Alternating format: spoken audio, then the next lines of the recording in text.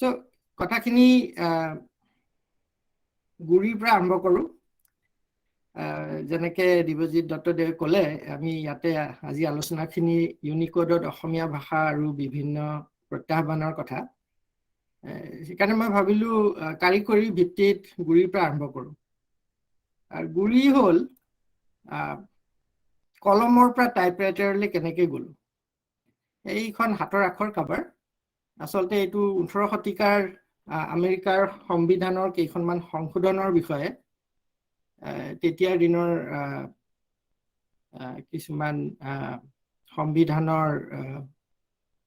কি বুলি ক'ব লাগিব পণ্ডিতে এই বিষয়ে লিখিছিল 10টা সংশোধন আছিল বিল অফ ৰাইটছ বুলি কয় ইয়াতে 8 নম্বৰ 9 নম্বৰ 10 নম্বৰৰ কলমেৰে লিখা কথাখিনি লিখা আছে মানুহজন নিশ্চয় মেধাবী কিন্তু আখৰটো বুজা অলপ টান তাৰপিছত যেতিয়া টাইপৰাইটাৰ ওলালে আমাৰ বুজিবলৈ কথাখিনি অলপ সহজ হ'ল যেতিয়া মানুহৰ যিয়ে হাতৰ আখৰ নহওক টাইপৰাইটাৰে লিখিলে টাইপৰাইটাৰৰ ৰিবন যদি ভাল হয় আৰু যদি মানে টাইপৰাইটাৰটো ভাল অৱস্থাত থাকে আমি বুজিব পাৰোঁ এই বিল অফ ৰাইটছখন লিখা হ'ল বিল অফ ৰাইটছখন লিখিলে যেতিয়া বি আখৰটো লিখিব বিচাৰিছে টাইপৰাইটাৰৰ কীত এই বি কীটোত টিপি দিয়া হয় টিপি দিলে খুঁটিডাল বিৰ খুঁটিডাল য'ত মানে বি আখৰটোৰ প্ৰতিৰূপটো আছে সেইটো ৰিবনৰ মাজেৰে গৈ কাগজত আঘাত কৰে তেতিয়া বি আখৰটো ওলায় তেনেকৈ ILL কৰি গোটেইখিনি লিখা হয় কলমৰ পৰা টাইপৰাইটাৰ বহুতখিনিয়ে মানে মানুহৰ পঢ়িবলৈ কথা পঢ়িবলৈ সহজ হ'ল লিখিবলৈও সহজ হ'ল আৰু মানুহে চিঠি বা তেনেকৈ পঠিয়াই যোগাযোগ কৰিব পাৰিলে এই কথাখিনি মানুহে পঢ়িব পাৰিলে লিখিব পাৰিলে আৰু বুজিব পাৰিলে হাতৰ আখৰ বেয়া হ'লেও নহয়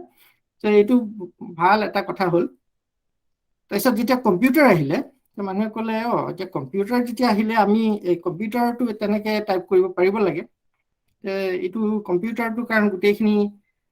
তলত গণিত গোটেই নম্বৰেৰে চলে সেইকাৰণে কথাটো হ'ল যে আমি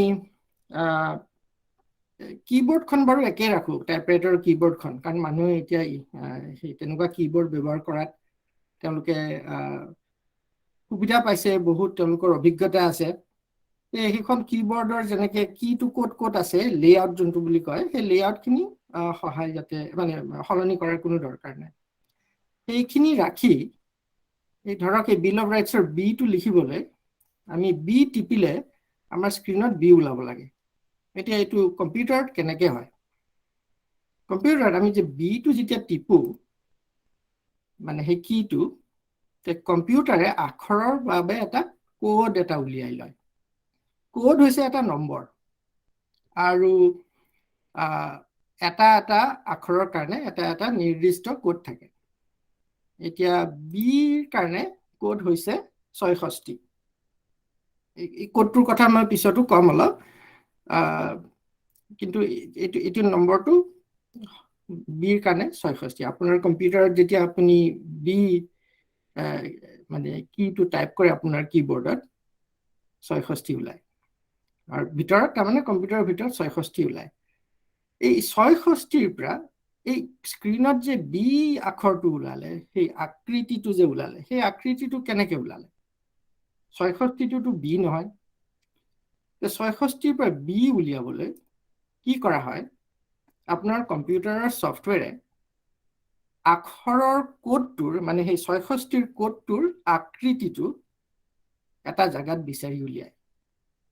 সেই জাগা মানে এইটো ডেটাবেছ এটা সৰু ডেটাবেছ এটা সেই ডেটাবেছ ফন্ট বুলি কয় সহজে ভাবিব হ'লে ফন্টটো হ'ল এটা তালিকা আখৰৰ কোডবোৰ আছে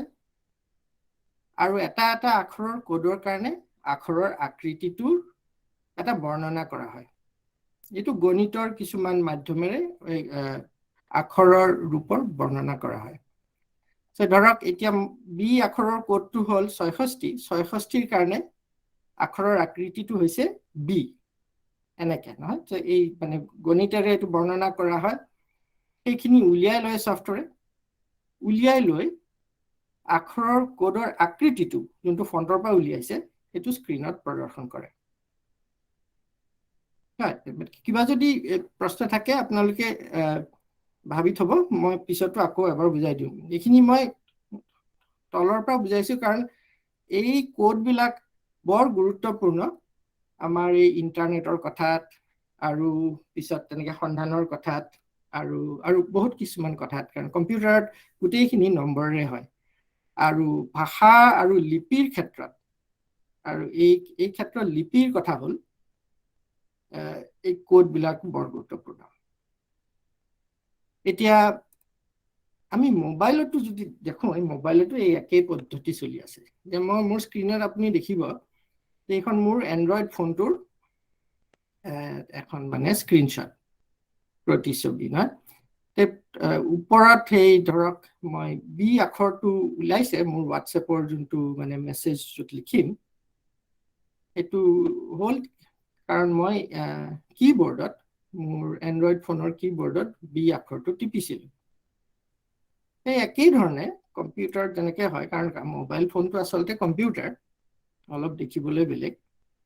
সেই বি কিটো টিপিলে মোবাইলৰ ভিতৰতে আখৰৰ কোড এটা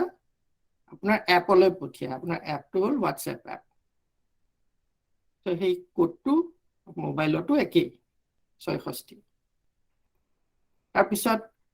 সেই এপে আখৰৰ কোডটোৰ আকৃতি ফন্টত বিচাৰি উলিয়ায় এই কথা তাৰপিছত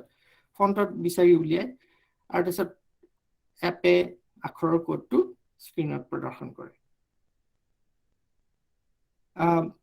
কথা দুটা একেই আৰু এইটো জানা ভাল যে ধৰক আপুনি এই বি আখৰটো টাইপ কৰিলে মেছেজত আৰু আপুনি কাবাক পঠিয়াই দিলে যাক আপুনি পঠিয়ালে তেখেতৰ ফোনত এই ফন্টৰ কথাখিনি যোগাযোগত নাযায় মানে হোৱাটছএপৰ মাজেৰে যেতিয়া আপোনাৰ আনজনৰ ফোনত এই কথাখিনি পঠোৱা হয় মাত্ৰ সেই আখৰৰ কোডটো পঠোৱা হয় তাৰমানে যদি আপুনি বি বুলি মেছেজটো পঠিয়ালে হয় মাত্ৰ এই ৬৬ কোডটো আনৰ কম্পিউটাৰত বা আনৰ ফোনত পঠোৱা হ'ব এই ৬৬টো সেই মানুহজনৰ বা মানুহগৰাকীৰ ফোনত একেধৰণে তেওঁৰ নিজৰ ফোনত যোনটো ফন্ট আছে সেই ফন্টৰ পৰা ৬৬ আখৰৰ কোডৰ কাৰণে আকৃতিটো উলিয়াই তেখেতৰ ফোনত দেখুওৱা হ'ব এই কথাটো বৰ গুৰুত্বপূৰ্ণ যে গোটেইখিনি কম্পিউটাৰত যিখিনি কাম হৈ থাকে আমি যেতিয়া লিখা পঢ়া কৰোঁ গোটেইবোৰ এই আখৰৰ কোডেৰে কামখিনি হয় এতিয়া আমি তিনিটা বস্তু দেখিলোঁ এই তিনিটা বস্তু অলপ সামৰি পেলাই অলপ কওঁ তাৰমানে তিনিটা মৌলিক প্ৰয়োজনীয়তা এটা হৈছে লিপিৰ সকলো আখৰৰ ডিজিটেল উপস্থাপনা আখৰৰ কোডেৰে যেনেকৈ বি আখৰটোৰ কাৰণে ৬৬ এইটো কিয় প্ৰয়োজন কাৰণ তথ্য সংগ্ৰহ কৰিবলৈ বা যোগাযোগৰ বাবে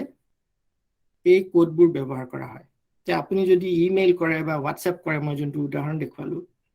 ফন্টৰ কথাবোৰ নাযায় এখন কম্পিউটাৰৰ পৰা আনটো কম্পিউটাৰলৈ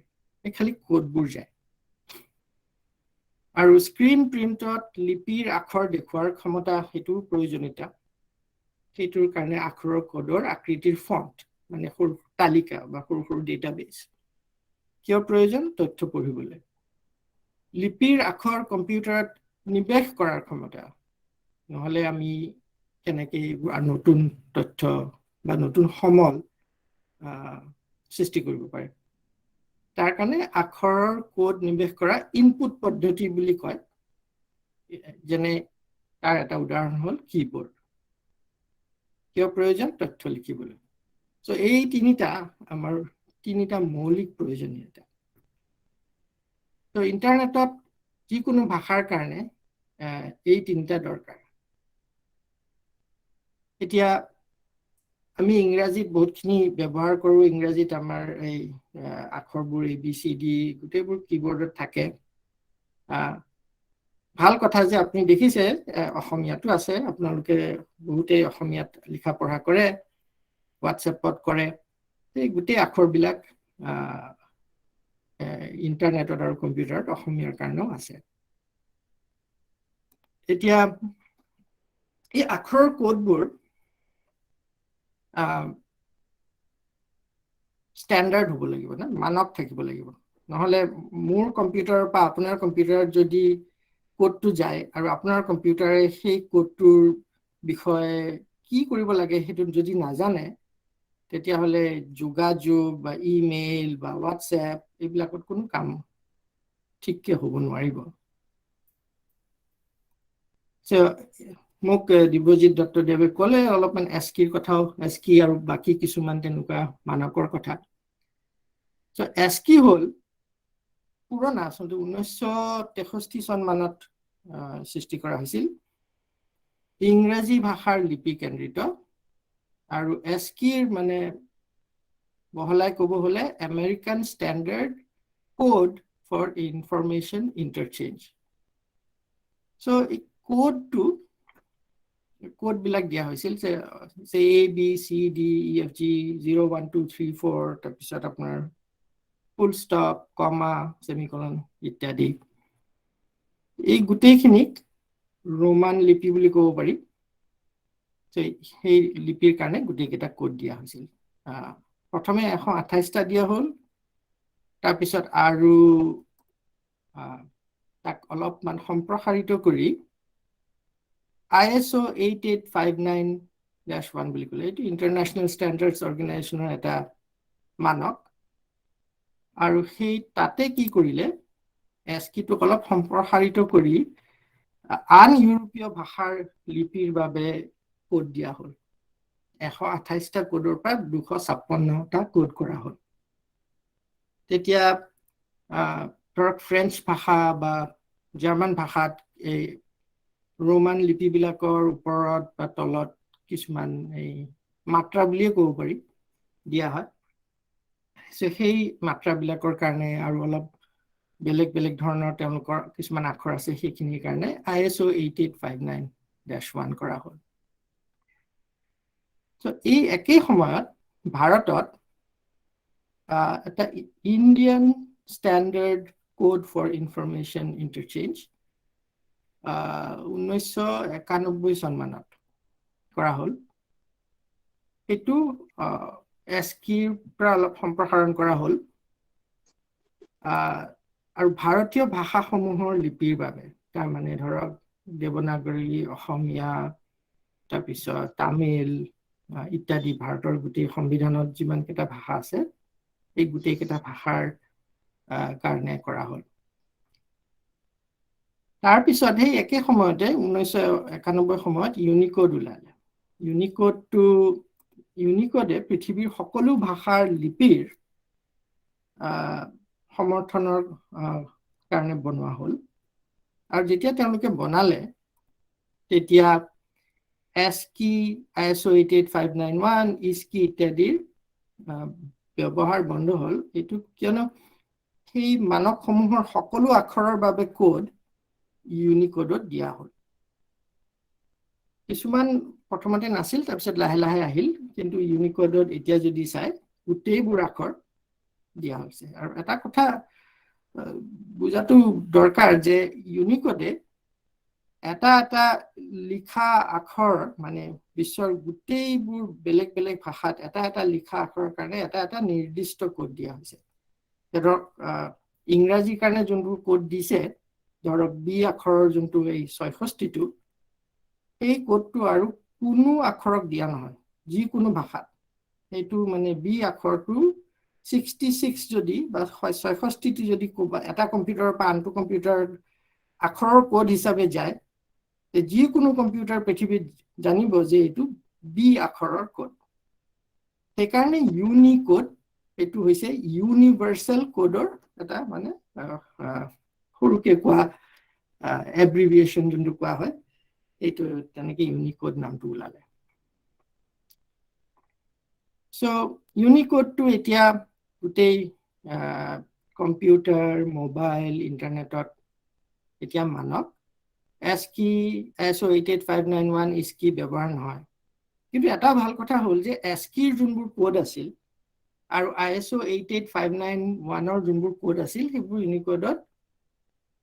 বেছি এটা সলনি কৰা হোৱা নাই একেই কোডবোৰ ব্যৱহাৰ কৰা হৈছে ISCII ব্যৱহাৰ কৰিব নোৱাৰিলে কাৰণ ISCIIৰ যোনটো প্ৰণালী আছিল কোডবোৰ লগোৱা সেই কোডবোৰ মানে মই যোনটো কৈছিলো এটা কোডৰ এটা নিৰ্দিষ্ট নম্বৰ থাকিব লাগে সেই এই ফান্ডামেন্টাল যোনটো মৌলিক যোনটো কথা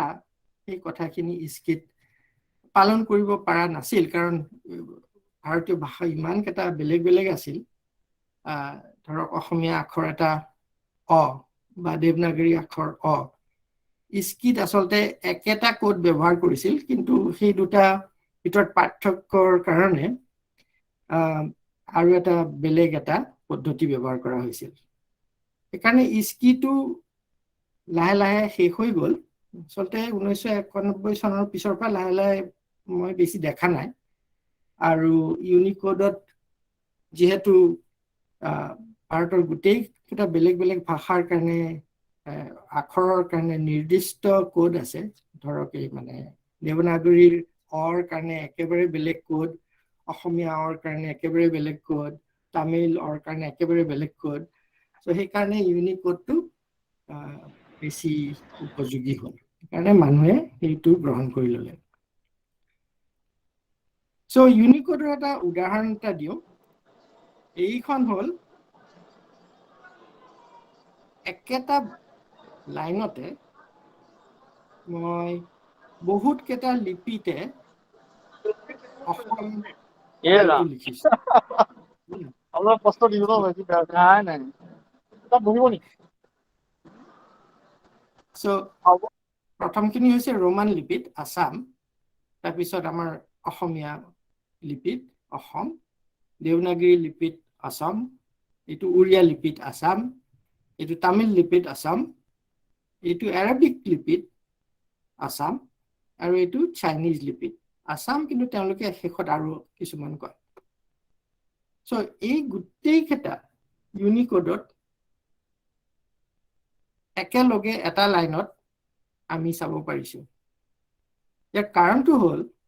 যে এটা আখৰৰ এটা নিৰ্দিষ্ট কোড আছে এতিয়া এই আখৰটো ইউনিকোডৰ কোড হৈছে 65 মনত আপোনালোকৰ মনত থাকিব যে বি আখৰটোৰ 66 আছিল এই আখৰটো 65 আৰু তাৰপিছত লোৱাৰ কেছ এছ হ'ল 115 এ লোৱাৰ কেছ এ হ'ল 97 আৰু লোৱাৰ কেছ এম হ'ল 109 এয়া হ'ল ASSAM ৰ কোড কেইটা তাৰপিছত অসমীয়া লিপিৰ কাৰণে এই কোড কেইটা একেবাৰে বেলেগ অসমীয়া অৰ কাৰণে কোডটো হ'ল 2437 তেনেকে আপুনি চাব বাকি কেইটাৰ কাৰণেও বেলেগ তাৰপিছত দেৱনাগৰীৰ কাৰণে একেবাৰে বেলেগ দেৱনাগৰীৰ অটোৰ কাৰণে কোডটো হ'ল 2309 উৰিয়াৰ কাৰণেও দেখিব একেবাৰে বেলেগ আৰু তেওঁলোকৰ আচলতে আৰু এটা মানে অলপ বেলেগ ধৰণে তেওঁলোকে অলপমান আসাম বুলি লিখে আটো তামিলতো অলপ বেলেগ এৰাবিক ভাষাটো বেলেগ আৰু তাৰপিছত চাইনিজ ভাষাটো বেলেগ এটা কথা লক্ষ্য কৰিব যে এই যে এৰাবিক ভাষাত যদিও মই লিখিছো এইটো 1575 টো প্ৰথম কোড কিন্তু এইটো হ'ল এই শেষত তাৰমানে সোঁপিনে থকা আখৰটোৰ কোড কাৰণ আৰবিক ভাষাটো সোঁপিনৰ পৰা বাওঁপিনলৈ লিখা হয় বাকি কেইটা ভাষা বাওঁপিনৰ পৰা সোঁপিনলৈ লিখা হয় আখৰ মানে শব্দবোৰ আখৰবোৰ সো এই গোটেইবোৰ কথা লিপিৰ যোনবোৰ বৈশিষ্ট্য আখৰৰ কোড এই গোটেইখিনি কথা এই ইউনিকোডত আছে আৰু এটা মন কৰিবলগীয়া কথা যে মই আগতে ফন্টৰ কথা কৈছিলো যে একেটা ফণ্টতে এই গোটেইবোৰ কোডৰ কাৰণে আকৃতি থাকিব পাৰে উদাহৰণস্বৰূপে এটা ফণ্টতে মানে ফণ্ট যোনটো মই তালিকা এখন ইংৰাজী এৰ কাৰণে আকৃতি থাকিব পাৰে অসমীয়া অৰ কাৰণে থাকিব পাৰে আৰু চাইনিজৰ প্ৰথম আখৰটো যোনটো মই এনে আন্দাজ কৰিছো অ বুলি উচ্চাৰণ কৰে বোধহয় এইটো এটা ইউনিকোডৰ বৈশিষ্ট্য যে পৃথিৱীৰ যিমানখিনি লিখা লিপিৰ আখৰ আছে তাৰ কাৰণে এটা এটা নিৰ্দিষ্ট কোড এইখিনি দিয়া হৈছে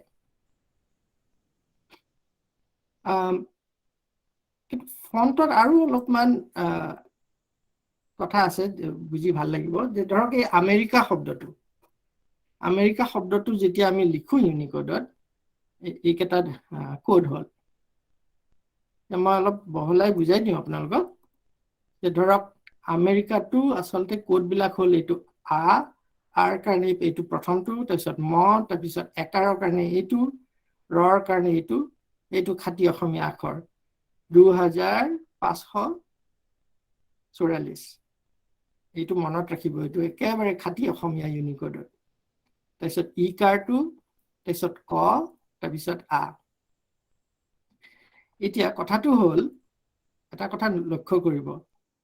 একাৰডাল মৰ বাওঁ পিনে আহে কিন্তু একাৰৰ কোডটো যেতিয়া মই লিখিছো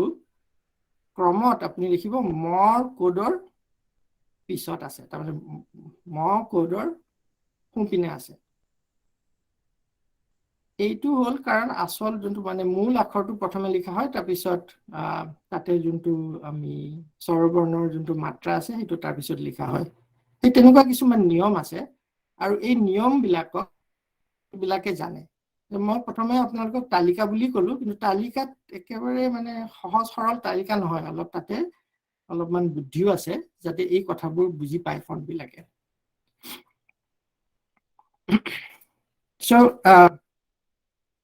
এতিয়া ফণ্টটোৰ কথা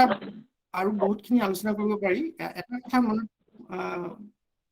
মনত আমি ৰাখিব পাৰিম যে ফণ্ট বহুত ধৰণৰ থাকিব পাৰে এটা ফণ্টেই যে আছে সেইটো এটা ফণ্টেৰে গোটেইখিনি কাম নহয় বেলেগ বেলেগ ধৰণৰ ফণ্ট আছে মোৰ এই স্ক্ৰীনখনত লক্ষ্য কৰিব ওপৰত মই যোনটো ইউনিকোড লিখিছো এটা অলপ বোল্ড ফেচ ফণ্ট এটা আছে তাৰপিছত তলৰ মানে স্ক্ৰীনৰ তলত যোনটো ইউনিকোডত অসমীয়াৰ কথাখিনি যোনখিনি লিখি আছো সেইখিনি অলপ এটা আইটালিক্সৰ ফণ্ট আছে কাৰণ মই যেতিয়া বুজাওঁ তেতিয়া কওঁ যে যেনেকে ধৰক মানুহে বেলেগ বেলেগ শ্বাৰ্ট পিন্ধে শ্বাৰ্টবোৰ একেই কিন্তু ষ্টাইলবোৰ অলপ অলপ বেলেগ সেই তেনেকুৱা ধৰণৰ ফণ্টটো আখৰৰ আকৃতিৰ মানে মূল আকৃতিটো ঠিকে থাকে কিন্তু ষ্টাইলবোৰ অলপ বেলেগ বেলেগ কৰি কৰিব পাৰি সেইকাৰণে ধুনীয়া ফণ্ট হলে বেলেগ কামত লাগে ফণ্টৰ আৰু তাৰপিছত DTPৰ কথাত যেতিয়া যাম মানে ডেস্কটপ পাব্লিশ্বিং তেতিয়া ডেস্কটপ পাব্লিশ্বিঙত ধুনীয়া ফণ্ট থাকিলে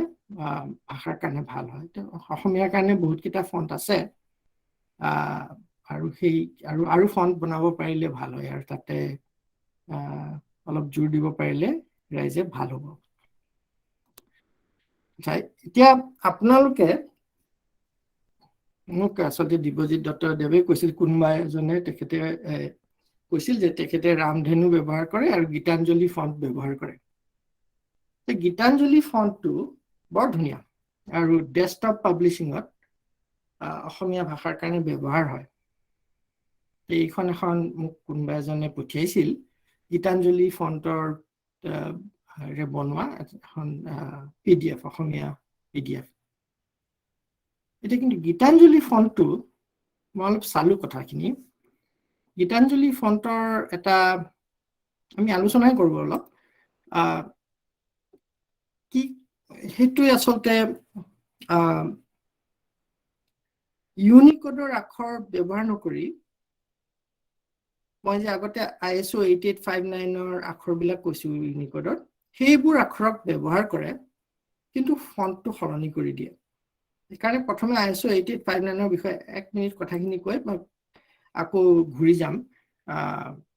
এই গীতাঞ্জলি ফণ্টৰ বিষয়ে কৈছিলো আন ইউৰোপীয় ভাষাৰ লিপিৰ সমৰ্থনৰ বাবে ASCIIৰ এটা সম্প্ৰসাৰিত ৰূপ আৰু ASCIIত 128টা আছিল এই মানে গোটেইখিনি ইংৰাজী আখৰৰ কাৰণে তাৰপিছত আৰু 128টা তাতে যোগ দি বাকি ইউৰোপীয় ভাষাৰ কাৰণে ISO 88591 কৰা হ'ল যাক মানে সৰলভাৱে আমি ল্যাটিন বুলি কওঁ এতিয়া এই গোটেইখিনি মই যোনটো দেখুৱাই আছো এই মাত্ৰ ইয়াতে আপুনি দেখিব যিমান কেইটা আখৰ ISO 88591 আছে ল্যাটিনত ইয়াতে একেলগে দিয়া হৈছে এতিয়া উদাহৰণস্বৰূপে এই বি আখৰটোৰ কোড হ'ল 66 এই আখৰৰ 65 so এই মূল ASCII কোড এইকেইটা আৰু তলত ইউৰোপীয় ভাষাৰ বাবে কোড 128ৰ পৰা 255 এতিয়া দেখিব যে এই ওপৰত এই তেনেকুৱা ধৰণৰ মাত্ৰা এইবিলাক বেলেগ বেলেগ ভাষাত ব্যৱহাৰ হয় এইটো জাৰ্মান ভাষাত এইটো ব্যৱহাৰ হয় ডটটো umlaut বুলি কয় বোধ স্প্যানিশ ভাষাত এই যে অলপ এছৰ নিচিনা যোনটো মাত্ৰা আছে এইটো ব্যৱহাৰ হয় এইবোৰ ব্যৱহাৰ কৰা হৈছে এতিয়া এইটো গীতাঞ্জলি ফন্টৰ লগত এইটো কি সম্বন্ধ মই এতিয়া বুজাই আছো আপোনালোকক গীতাঞ্জলি ফন্টত এই ইউনিকোডৰ এই ল্যাটিন আখৰৰ কোডত অসমীয়া আখৰৰ আকৃতি ফন্টত দিয়া আছে মই এটা উদাহৰণ এটা দিওঁ ধৰক এই আখৰৰ কোড হৈছে 49 এতিয়া আসলতে আখৰৰ কোডৰ ISO 8859ত বা ইউনিকোডত সেই আখৰৰ কোডৰ নিৰ্দিষ্ট আকৃতিটো হৈছে এইটো একটো যেটো ইংৰাজী এক কিন্তু গীতাঞ্জলি ফন্টত সেই কোডৰ আকৃতিটো আমাৰ অসমীয়া ৰ বুলি দিয়া হৈছে তেনেকৈ ধৰক 218 আখৰৰ ইউনিকোড বা ISO 8859ত এইটো এপস্ট্ৰফি কিন্তু গীতাঞ্জলি ফন্টত এইটো হ'ল 9 তাৰপিছত এইটো OE এইটো বহুতখিনি কিছুমান ইউৰোপীয় ভাষাত ব্যৱহাৰ হয় ইয়াৰ কোড হৈছে 338 আকৃতিটো হ'ব লাগিছিল এইটো OE কিন্তু গীতাঞ্জলিত আমাৰ অসমীয়া একাৰ ব্যৱহাৰ হয় সো আপুনি যদি সেই খুলি পেলাই চাই কোনোবা এখন তেনেকুৱা গীতাঞ্জলি PDF তাৰ ভিতৰত আপোনালোকে লক্ষ্য কৰিব যে তলৰ শাৰী যোনখিনি আখৰ দিছো এই আখৰবোৰ আপুনি পাব যদি ৰ টেক্সটটো চাই কিন্তু ফন্টটো যেনেকে ফন্টটোত যেনেকে আখৰৰ আকৃতিবোৰ দিয়া হৈছে এই ৰ টেক্সটটো নেদেখুৱাই আমি তেনেকুৱা আসলতে অসমীয়া টেক্সটটো দেখো আৰু ফন্টটো বৰ ধুনীয়া গীতাঞ্জলি ফন্টটো মানে সঁচাকৈ ডেস্কটপ পাব্লিশ্বিঙৰ কাৰণে বৰ ভাল কিন্তু সমস্যাটো হ'ল যে তথ্য সন্ধান কৰা বা বৰ্ণক্ৰমলৈ আনা ইত্যাদি যোনবোৰ মানে আমি প্ৰসেসিং কাম বুলি কওঁ সেইবোৰ গীতাঞ্জলি ফন্টত লিখা বা গীতাঞ্জলি ফন্ট ব্যৱহাৰ কৰা কোনো তথ্য কৰিব নোৱাৰি আৰু ইয়াৰ পৰা কিছুমান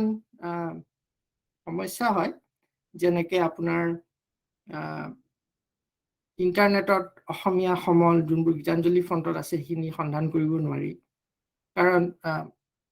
এই সন্ধানবোৰ আসলতে সেই কোডেৰে কামবোৰ চলে এতিয়া যদি আপুনি ৰ বিচাৰিব খুজিছে কাৰণ এই গোটেইখিনি গীতাঞ্জলি ফন্টত লিখা তথ্যখিনি কোডটো ব্যৱহাৰ হ'ব 49 ৰ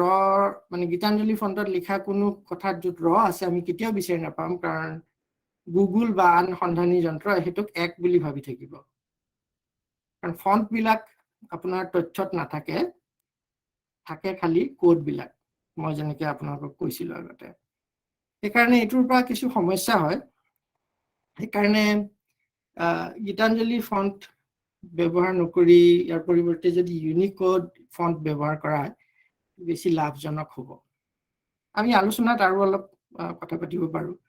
এতিয়া এটা উদাহৰণ আপুনি চাব, আপোনালোকে যদি দৈনিক অসমৰ ৱেবছাইটত যায়, বৰ ধুনীয়াকৈ এইখিনি কৰা হৈছে। মোৰ আন্দাজ যে তেওঁলোকে গীতাঞ্জলি ব্যৱহাৰ কৰে। অসমত বেছিভাগ ডিটিপি কোম্পানীবিলাকত গীতাঞ্জলি ব্যৱহাৰ কৰে। তো মন কৰিব যে দৈনিক অসমৰ ছাইটত আপোনালোকে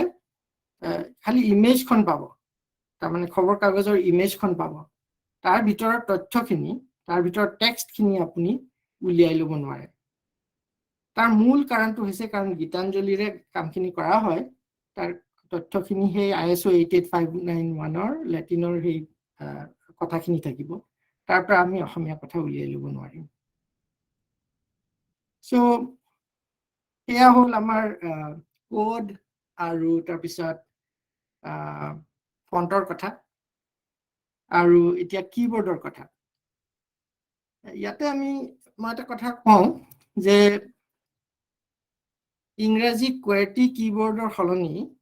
অসমীয়া ভাষাৰ বাবে বা অসমীয়া লিপিৰ বাবে অসমীয়া কিবৰ্ড ব্যৱহাৰ কৰাটো মই ভাবোঁ অতি গুৰুত্বপূৰ্ণ।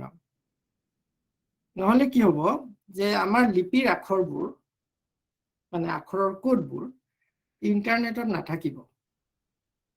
ধৰক আমি যদি ৰোমান লিপিৰে কথাবোৰ লিখোঁ, মই ক'ৰবাত গৈ আছোঁ যে MOIKOROBATGOI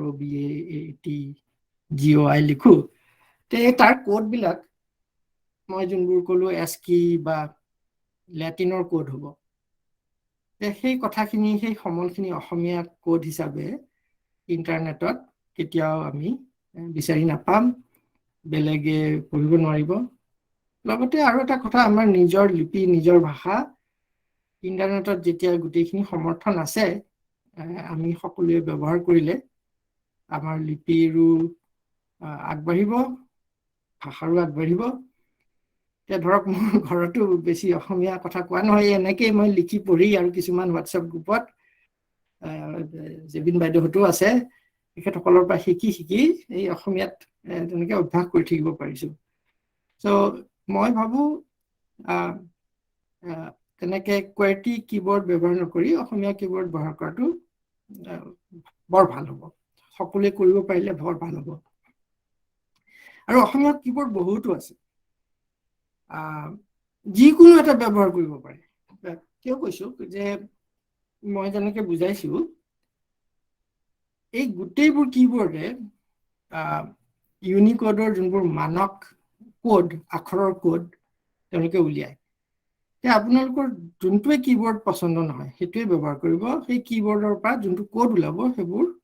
মানক কোড। আপুনি যদি আপোনাৰ হোৱাটছএপত, আপোনাৰ ফোনত যদি এখন কিবৰ্ড ব্যৱহাৰ কৰিছে অসমীয়াৰ কাৰণে আৰু মই যদি বেলেগ ব্যৱহাৰ কৰিছোঁ, কোনো কথা নাই, কাৰণ কোডবোৰ একেই। যেতিয়া আপুনি মোলৈ পঠিয়াব, মোৰ ফোনত আপুনি যদি আখৰটো লিখে, তে মোৰ ফোনে সেইটো আখৰটো বুজি পাব, ধুনীয়াকৈ কৰিব পাৰিব। সেইকাৰণে কোনটো কিবৰ্ড ব্যৱহাৰ কৰিব লাগে সেইটো ইমান চিন্তা কৰিব কোনো দৰকাৰ নাই। যিকোনো এখন ভাল কিবৰ্ড আপোনাৰ পচন্দ হৈছে বা পাইছে ব্যৱহাৰ কৰিব পাৰে। ইয়াতে 3 ধৰণৰ কিবৰ্ডৰ উদাহৰণ দিলোঁ মই। প্ৰথমখন এইখন আছামিজ ইনস্ক্ৰিপ্ট বুলি কয়, উইণ্ডোজত পায়। উইণ্ডোজত আছামিজ লেংগুৱেজ পেক দিলে এই কিবৰ্ডখন পাব। তাৰপিছত এণ্ড্ৰইডত এইখন হৈছে গুগলৰ জিবৰ্ড কিবৰ্ড। এণ্ড্ৰইড ফোনত বা টেবলেটত ব্যৱহাৰ কৰিব পাৰে। আৰু তাৰপিছত এণ্ড্ৰইডত গুগলৰ আৰু এখন বৰ ধুনীয়া হাতৰ আখৰৰ কিবৰ্ড এখন আছে, য'ত মানে আপুনি আঙুলিৰে বা আপোনাৰ ষ্টাইলাছেৰে হাতৰ আখৰেৰে গোটেইখিনি কথা, এই কোডবিলাক উলিয়াব পাৰে। যেনেকৈ মোৰ হাতৰ আখৰ বৰ বেয়া, আপোনালোকে লক্ষ্য কৰিব এই যোনখিনি আছে, কিন্তু এইখিনিও বুজি মই খাটি অসমীয়াটো হাতৰ আখৰেৰে লিখি এইখিনি টাইপ কৰাৰ নিচিনাকৈ উলিয়াই গ'ল। চ' তেনেকৈ এই কিবৰ্ডখিনি ব্যৱহাৰ কৰাটো ভাল হ'ব। চ' আকৌ এবাৰ এই কথাখিনি কওঁ যে ইণ্টাৰনেটৰ ভাষাৰ এই 3টা মৌলিক প্ৰয়োজনীয়তা: আখৰৰ কোড, তথ্য সংগ্ৰহ কৰিবলৈ যোগাযোগৰ বাবে, আখৰৰ কোডৰ আকৃতিৰ ফন্ট পঢ়িবলৈ আৰু আখৰৰ কোড নিবেশ কৰা কিবোৰ্ড তথ্য লিখিবলৈ এই তিনিটা প্ৰয়োজনীয়তা হলে এটলিষ্ট ভাষাটো আমি লিখিব পাৰিম পঢ়িব পাৰিম এজনে আনজনলৈ পঠিয়াব পাৰিম ইন্টাৰনেটত ওয়েবসাইট বা ব্লগত বস্তুটো আমি প্ৰচাৰ কৰিব পাৰিম তো এই তিনিটা মই ভাবো মৌলিক প্ৰয়োজনীয়তা সো দিব্যজিৎ দত্তদেও সময়ৰ মানে আৰু অলপমান ক'ব পাৰো নে আলোচনাখিনি আৰম্ভ কৰিব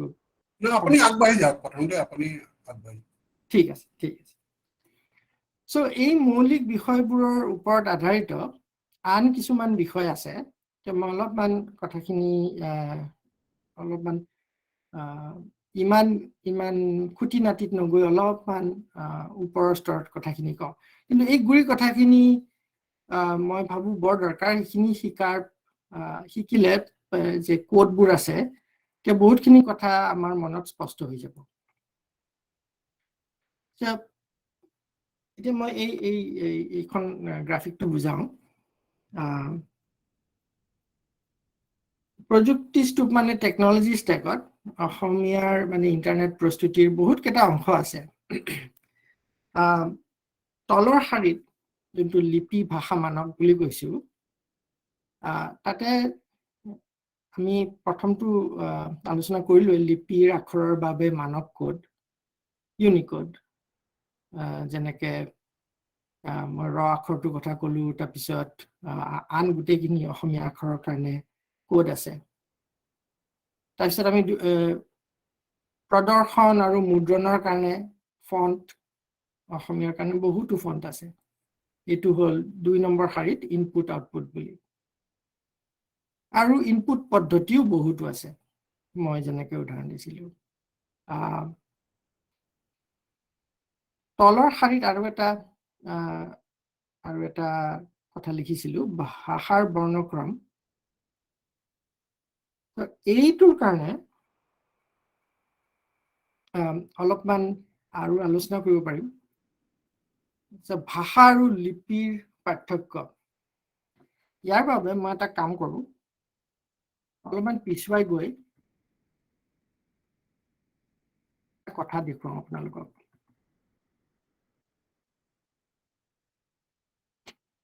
আমি যেতিয়া এই উদাহৰণটো দেখুৱাইছিলো আপোনাক আসাম অসম আসাম বা যেনেকৈ উৰিয়াত কয় এইটো আসাম বোধহয় আসাম মন কৰিব যে এইখিনি আৰু তাৰ তলৰ কোডবিলাক দিছো মন কৰিব যে আসাম হ'ল ল্যাটিন লিপিত লিখা হৈছে কিন্তু ল্যাটিন লিপি মানেই এইটো নহয় যে এইটো ইংৰাজী ভাষাৰ লিখা কথা কাৰণ ফ্ৰেঞ্চ ভাষাটো বোধহয় আসামটো এনেকেই লিখে ডাচ ভাষাটো তেনেকেই লিখে যে যোনবোৰ ভাষাই ল্যাটিন লিপিটো ব্যৱহাৰ কৰে এই কোনো এটা ভাষাত এই শব্দটো হ'ব পাৰে নহয় জানো আসাম যদিও লিখা হৈছে এইটো ইংৰাজী বুলি যে লিখা হ'ল সেইটো নহয় এইটো ল্যাটিন লিপি ব্যৱহাৰ কৰা কোনো এটা ভাষাত লিখা কথা এতিয়া কোনটো আসল ভাষা আমি ধৰিব নোৱাৰো এই আখৰখিনি দেখি বা এই কোড কেইটা দেখি একেধৰণে অসম তাৰ মানে এই কেইটা কোড 2437 আৰু বাকি দুটা এইটো লিপিটো হ'ল এইটো অসমীয়া লিপিটো হ'ল যোনখিনি লিখা আছে এইকেইটা কোড হ'ল কিন্তু এইটো অসমীয়া ভাষাৰ কথা নে বঙালী ভাষাত লিখা কথা নে বিষ্ণুপ্ৰিয়া মণিপুৰীত লিখা কথা আমি এই লিপিৰ কোডৰ পৰা ধৰিব নোৱাৰো দেৱনাগৰীটো একেই কথা অসম বা অসম তেনেকে বোধহয় হিন্দীত ক'ব এইটো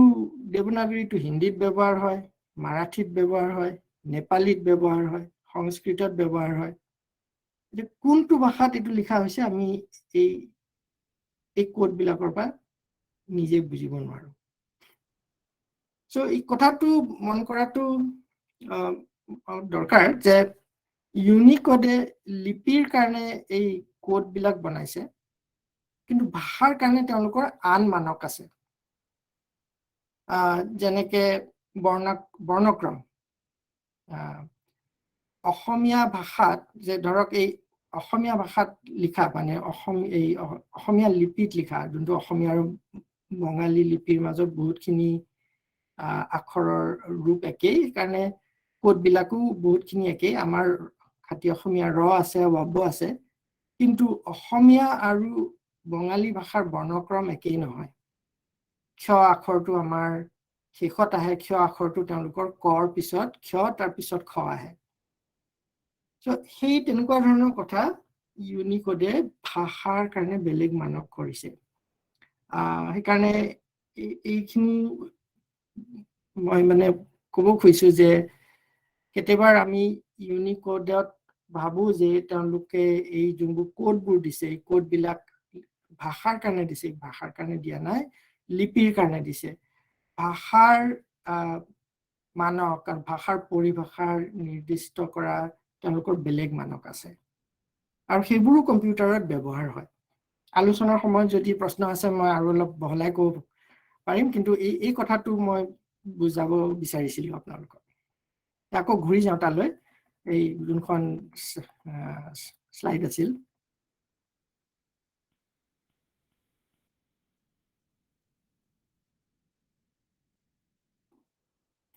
সেইকাৰণে ভাষাৰ বৰ্ণক্ৰম আপুনি তলৰ শাৰীত লিপি ভাষা মানকৰ ভাষাৰ বৰ্ণক্ৰম ইউনিকোডত অসমীয়া ভাষাৰ কাৰণে নিৰ্দিষ্ট কৰা আছে যেনেকে ক্ষ আখৰটোৰ যে শেষত আহিব ক আৰু খৰ মাজত নাহে আৰু বাংলা ভাষাৰ কাৰণেও বেলেগে আছে সেইকাৰণে এই যোনকেইটা সেউজীয়া ৰঙৰ যোনকেইটা ব্লক আছে সেই সেউজীয়া ৰঙৰ ব্লকত অসমীয়া ভাষাৰ কাৰণে ইণ্টাৰনেট প্ৰস্তুতি বেয়া নহয় আৰু কিছুমান ব্লকত ইমান এটা ভাল নহয় মই প্ৰথমে বানান পৰীক্ষাৰ কথা কওঁ যেতিয়া মই ধৰক লিখিলো কথাখিনি এতিয়া মই যদি ইংৰাজীত কথাখিনি লিখো কম্পিউটাৰত বানান পৰীক্ষক এটা চলি থাকে বেকগ্ৰাউণ্ডত আৰু লিখি থাকিলে মই যদি কিবা এটা ভুল বানান কৰো কিবা এটা ৰঙা লাইন এটা তলত আহি যাব তাৰপিছত মই সেই ৰঙা লাইনটোৰ ওপৰত টিপিলে মানে শুদ্ধ বানানটো দেখুৱাই দিব এতিয়া অসমীয়াৰ কাৰণে তেনেকুৱা বানান পৰীক্ষা ইণ্টিগ্ৰেটেড বানান পৰীক্ষক তেনেকুৱা এতিয়ালৈকে হোৱা নাই বেলেগে তেনেকুৱা বানান পৰীক্ষক আছে শব্দ বুলি এটা গোটৰ তেওঁলোকৰ আচলতে এইমাত্ৰ এটা এই একেই সময়তে এখন ভাল তেওঁলোকৰ আলোচনা চলি আছে এই বানান পৰীক্ষক এটা বৰ ধুনীয়াকে বনাইছে লিটিকাই বুলি এই লিটিকাই বানান পৰীক্ষকত আমি বেলেগে গৈ আমি যিখিনি লিখো কম্পিউটাৰত ইউনিকোডত সেইখিনি গৈ তাৰ বানানখিনি পৰীক্ষা কৰি ল'ব পাৰো অসংহত হৈ থকাৰ কাৰণে মানে কষ্ট হয় ধৰক আমি যেনেকে ইংৰাজীত টাইপ কৰি থাকোঁতেই গোটেইখিনি বানানৰ সঁহাৰি পাওঁ অসমীয়াত এতিয়ালৈকে হোৱা নাই শব্দৰ গোটটোৱে এইটো কথা ভাবি আছে আশা কৰোঁ তেওঁলোকে কৰিব আনেও যদিও কৰিছে তেনেহ'লে বৰ ভাল হ'ব এনেকুৱা ধৰণৰ কাম বানান পৰীক্ষাৰ লগতে ব্যাকৰণ পৰীক্ষা নাই ধৰক কিবা যদি ব্যাকৰণত ভুল হয় আমাৰ ইংৰাজীত যেনেকে আপুনি মাইক্ৰ'ছফ্ট ৱৰ্ড বা গুগল ডকত যদি ব্যৱহাৰ কৰে আপুনি দেখিব ব্যাকৰণৰ কিবা ভুল হ'লে ইংগিত এটা দিব আপোনালোকে আমি এই ইংগিতৰ পৰা আমি গোটেইখিনি ব্যাকৰণৰ ভুলটোত আমি শুদ্ধ কৰিব পাৰিম এইটো এইকেইটা কিছুমান মূল কথা ইনপুট আউটপুট ক্ষেত্ৰত আমাৰ বানান পৰীক্ষক আৰু ব্যাকৰণ পৰীক্ষক প্ৰকাশীয় আখৰ চিনাক্তকৰণ হৈছে মানে অপটিকেল ক্যাৰেক্টাৰ ৰেকগনিশ্যন এইটো মই ইনপুট আউটপুটত দিছো কাৰণ আমাৰ বহুতখিনি সমল আছে ধৰক ছপা কৰা পুৰণি গ্ৰন্থ আজি বোধহয় ডক্টৰ কুলধৰ শইকীয়া আজি আহিব পাৰে এইখন আলোচনাত আহিছে নে নাই মই ঠিক ধৰিব পৰা নাই কিন্তু তেখেতে মই জানো যে অসম সাহিত্য সভাৰ এটা ভাল এটা প্ৰস্তুতিতে আছে তেওঁলোকে তেখেতসকলে পুৰণা অসমীয়া গ্ৰন্থ ইণ্টাৰনেটত ডিজিটেল ৰূপত আনিছে এই তেনেকুৱা ছপা কৰা গ্ৰন্থক OCR কৰি ইউনিকোডলৈ সলনি কৰিলে মানুহে সেইবিলাকৰ সন্ধান কৰিব পাৰিব তাৰ পৰা কাট এণ্ড পেষ্ট কৰিব পাৰিব কাম মানে বেছি উপযোগী হ'ব সকলোৰ কাৰণে so কিছুমান আছে নতুনকে কিছুমান OCR সঁজুলি ওলাইছে কিন্তু এতিয়া অসন্মত সেইকাৰণে ইয়াতে অলপ জোৰ দিব পাৰিলে ভাল হ'ব তাৰপিছত ইণ্টাৰনেট সন্ধান এতিয়া ইণ্টাৰনেটত এইটো আপুনি এটা নিজে এটা চেষ্টা কৰি চাব পাৰে গুগলত গৈ পেলাই যদি আপুনি আপোনাৰ অসমীয়া কিবৰ্ডৰ কবিতা শব্দটো লিখি পেলাই সন্ধান কৰে তেতিয়া আপুনি লক্ষ্য কৰিব যে প্ৰথম বোধহয় 2-3 পেজ সন্ধানৰ ফল গোটেই বঙালী ভাষাৰ কবিতাৰ বিষয়ে ওলাব অসমীয়া কবিতাৰ ৱেব পৃষ্ঠা বহুত আছে কিন্তু সেইবিলাক নোলায় আৰু সেই একেই কাৰণটো যোনটো আগতে কৈছো যোনটো লিপি আৰু ভাষাৰ মাজৰ যোনটো পাৰ্থক্য কাৰণ কবিতা কোডবিলাক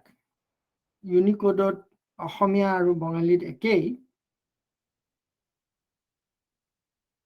সেইকাৰণে কবিতা শব্দটোৰ বঙালী ভাষাৰ যোনবোৰ কবিতা লিখা আছে সেই কোডবোৰ আছে সেইবিলাকো ওলায় তাৰপিছত অসমীয়া ভাষাবিলাকো ওলায় আৰু মন কৰিব যে এইটো অসমীয়া আৰু বঙালী বুলি এইটো এটা নতুন সমস্যা নহয় মই যেনেকৈ ক'লো আসাম শব্দটো ইংৰাজীতো হ'ব পাৰে ডাচ্চতো হ'ব পাৰে ফ্ৰেঞ্চতো হ'ব পাৰে ইটালিয়ানতো হ'ব পাৰে বোধহয় এতিয়া গুগলত কিন্তু আমি যদি গৈ কওঁ যে মোক ইটালিয়ান ভাষাত আসাম শব্দটোৰ কোনবোৰ ৱেব পৃষ্ঠা আছে এইখিনি আমি গৈ পেলাই ক'ব পাৰোঁ আচলতে গুগলত ছেটিং এটা আছে গৈ যে মোক সন্ধানী ফলবোৰ কোনো এটা নিৰ্দিষ্ট ভাষালৈ সীমিত ৰাখিব পাৰিব এই তেনেকুৱা ছেটিং এটা আছে গুগলে কিন্তু অসমীয়া বঙালীৰ মাজত এই পাৰ্থক্যটো তেনেকে অসমীয়া ভাষাৰ কাৰণে নিৰ্দিষ্ট সন্ধানৰ কাৰণে এই সমৰ্থনটো এতিয়াও তেওঁলোকে কৰা নাই আৰু বঙালীৰ কাৰণেও কৰা নাই কিন্তু বঙালীৰ কাৰণ সমল বেছি আছে সেইকাৰণে প্ৰথমে বঙালী সমলখিনি ওলায় এইটো এটা গুগলক অলপমান হেঁচা দিলে ভাল হ'ব যে তেওঁলোকে অসমীয়া আৰু বঙালীও তেনেকে সন্ধানৰ ফল সীমিত কৰা ছেটিঙত তেওঁলোকে সেই দুটা ভাষাও যদি তেওঁলোকে সোমাব পাৰে তেনেহ'লে আমাৰ কাৰণে বহুত সহায় হ'ব লগতে আৰু এটা কথা আমি যেতিয়া সমল লিখো ৱেবছাইট লিখো তেতিয়া ৱেবছাইটত ভাষাৰ মানে কোন ভাষাত এই কথাখিনি লিখা আছে মই যেনেকৈ ক'লো লিপিটো একে হ'ব পাৰে বিষ্ণুপ্ৰিয়া হ'ব পাৰে অসমীয়াও হ'ব পাৰে বঙালীও হ'ব পাৰে কিন্তু তাতে সেই ভাষাটোৰ কোন ভাষা আছে তাৰ কাৰণে কিছুমান মানক আছে তাৰ বিষয়ে অলপ লিখিছো কিছুমান তথ্য আছে মই পিছত তথ্য সূত্ৰ দিছো সেইখিনিটো আচলতে গুগলৰ সহায় নালাগে আমি নিজে যেতিয়া আমি ৱেবছাইট কৰো বা ব্লগ পোষ্ট কৰো তাতে আমি ভাষাটো টেগ কৰি দিলে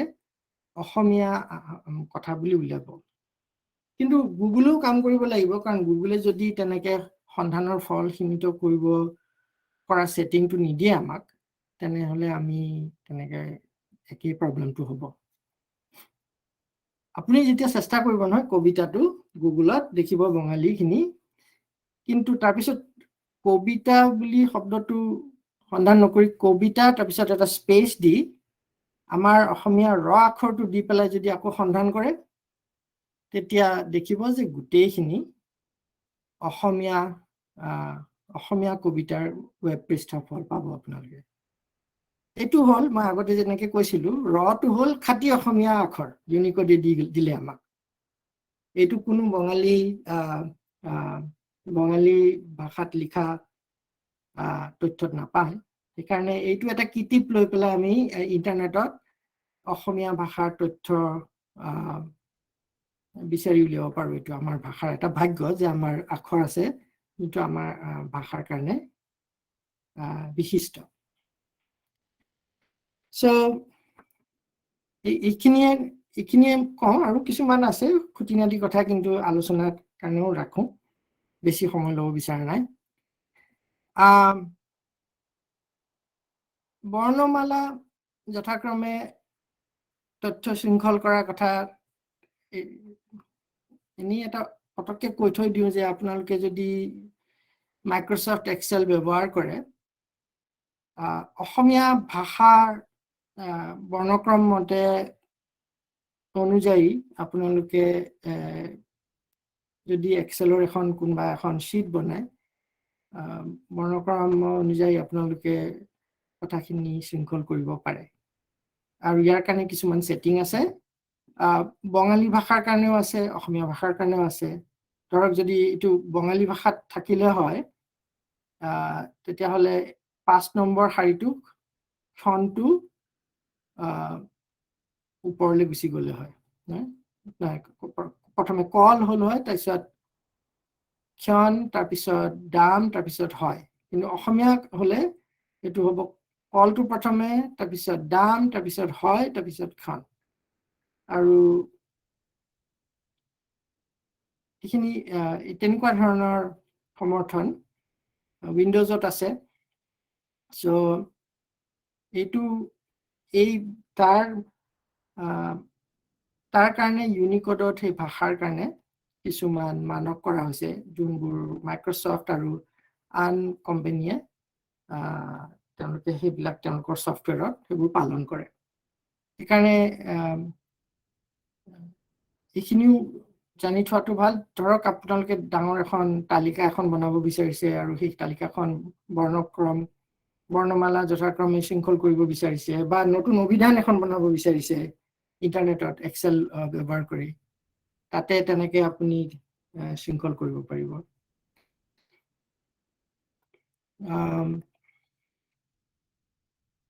পিছত এই গোটেইকেইটা যোনকেইটা ক'লো ইণ্টাৰনেট প্ৰস্তুতিৰ কথা 10টা আৱশ্যকীয় কথা আছিল তাতে কিন্তু নতুন প্ৰচেষ্টা কিছুমানো আছে যেনে এটি ভাষাৰ পৰা আন এটি ভাষালৈ তথ্যৰ স্বয়ংক্ৰিয় অনুবাদ এইটোত আৰ্টিফিচিয়েল ইণ্টেলিজেন্স আৰু মেচিন লাৰ্নিং ব্যৱহাৰ হয় ধৰক ইংৰাজীৰ পৰা অসমীয়ালৈ বা অসমীয়াৰ পৰা ইংৰাজীলৈ এতিয়া ফেচবুকত আপোনালোকে লক্ষ্য কৰিব যে অসমীয়াত যদি লিখে তেতিয়াহ'লে তাৰ ইংৰাজী অনুবাদ কৰে মাইক্ৰ'ছফ্টৰো তেনেকুৱা এটা স্বয়ংক্ৰিয় অনুবাদত অসমীয়াৰ সমৰ্থন আছে এতিয়াও মানে অনুবাদৰ যোনটো কোৱালিটি ইমান এটা ভাল নহয় ইয়াৰ কাৰণে আৰু সমল দৰকাৰ হ'ব গুগলেও এটা বনাই আছে তেওঁলোককো আৰু সমল লাগিব মই এতিয়া সমল বুলি কওঁ তাৰমানে ইংৰাজী তথ্য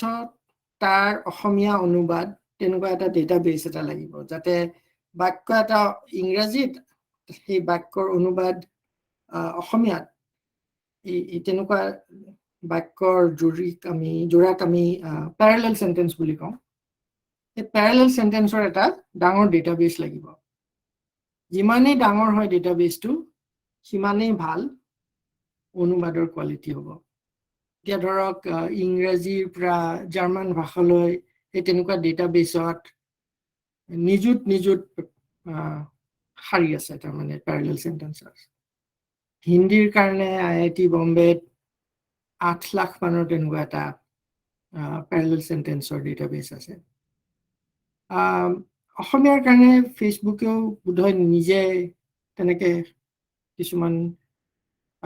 প্যাৰালেল সেন্টেন্স ডেটাবেছ বনাইছে গুগলেও তেনেকে বনাই আছে মই জানো অসম সাহিত্য সভাই বহুত ইয়াতে জোৰ দিছে আৰু বহুতে তেনেকে লাগি দিছে তেনেকে সেই তেনেকুৱা অনুবাদ কৰি উদাহৰণ দিবলৈ কিন্তু তাৰ বাহিৰেও প্যাৰালেল সেন্টেন্সৰ এটা ডাঙৰ ডেটাবেস বনোৱাটো ভাল হ'ব, যাতে আমি গুগলক বা ফেসবুকক বা এপলক বা মাইক্রোসফটক এই প্যারালেল ডেটাবেসটো যদি দি দিওঁ আৰু যদি সেই তাত যদি অনুবাদবোৰ যদি শুদ্ধ হয়, তেতিয়াহ'লে এই গোটেইবোৰ যোনবোৰ মেচিন লাৰ্নিং, আৰ্টিফিচিয়েল ইন্টেলিজেন্স তেওঁলোকে যোনবোৰ এলগৰিথম ব্যৱহাৰ কৰে, সেইবোৰৰ মানে অনুবাদৰ যোনটো কোৱালিটি বহুতখিনি ভাল হ'ব। Here's what I found on the web. আৰু তাৰপিছত সেইটো এটা বৰ দৰকাৰী কাম হ'ব। তাৰপিছত ভাষাৰ তথ্যৰ স্বাভাৱিক তথ্য সংশ্লেষণ, তাৰমানে টেক্সট টু স্পিচ সিনথেসিস। কেইটামান প্ৰজেক্ট আছে তেনেকুৱা। তেওঁলোকে ধৰক আপুনি তেনেকে লিখিলে, মই ধৰক এই বাক্যটো লিখিলো, ইউনিকোডত ভাষাত তথ্যৰ স্বাভাৱিক তথ্য সংশ্লেষণ তে সেই সফটওয়্যাৰটোৱে এইখিনি কৈ দিব পাৰিব। ইংৰাজীটো আছে, এইখিনিত অসমীয়াত হলে বহুত কিছুমান এপ্লিকেশনত কামত আহিব। ধৰক কোনোবাই যদি ভালকে চকুৰে চাব নোৱাৰে, তেতিয়াহ'লে লিখিত কথা তেওঁলোকে কম্পিউটাৰত এইখিনি অসমীয়াত ধুনীয়াকে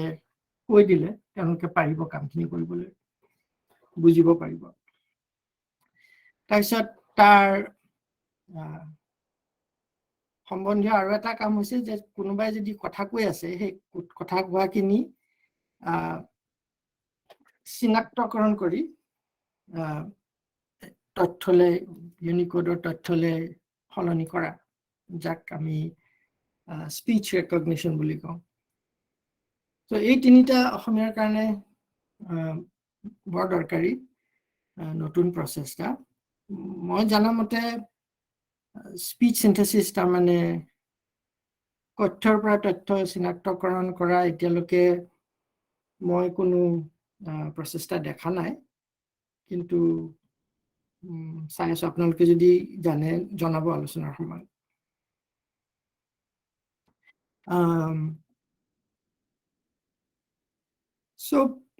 প্ৰত্যাহ্বানৰ কথা দিব্যজিৎ ডক্টৰ দেৱে ক'লে।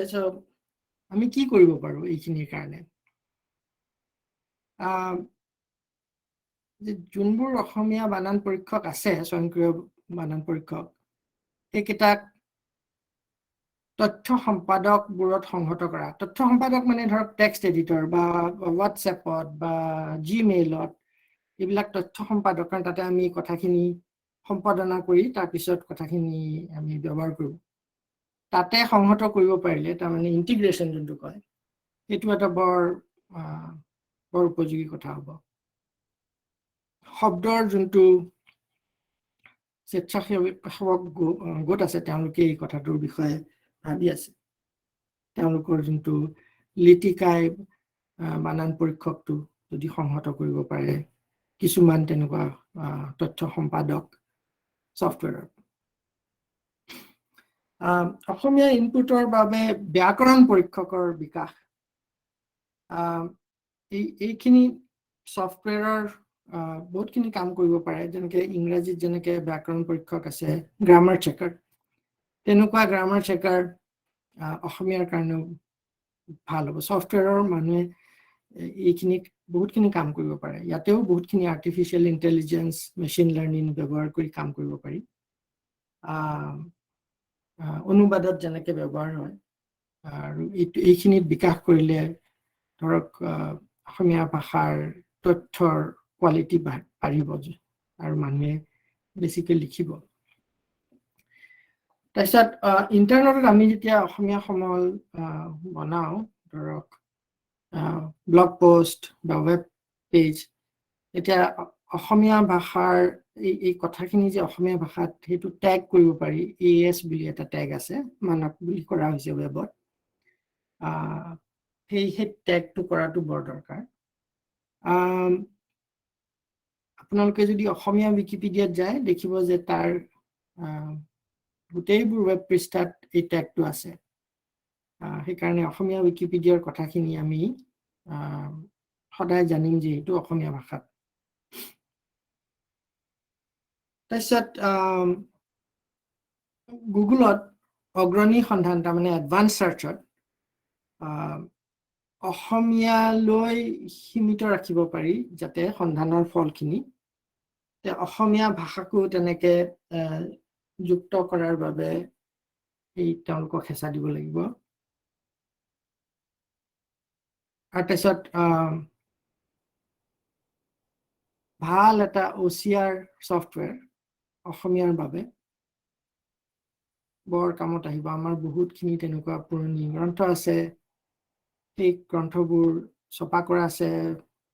লাইব্ৰেৰীত আছে মানুহৰ ঘৰে ঘৰে আছে এইবিলাক যদি ইউনিকোডৰ আনিব পৰা যায় ইণ্টাৰনেটত আনিব পৰা যায় সকলোৱে আমি সেইখিনি পঢ়ি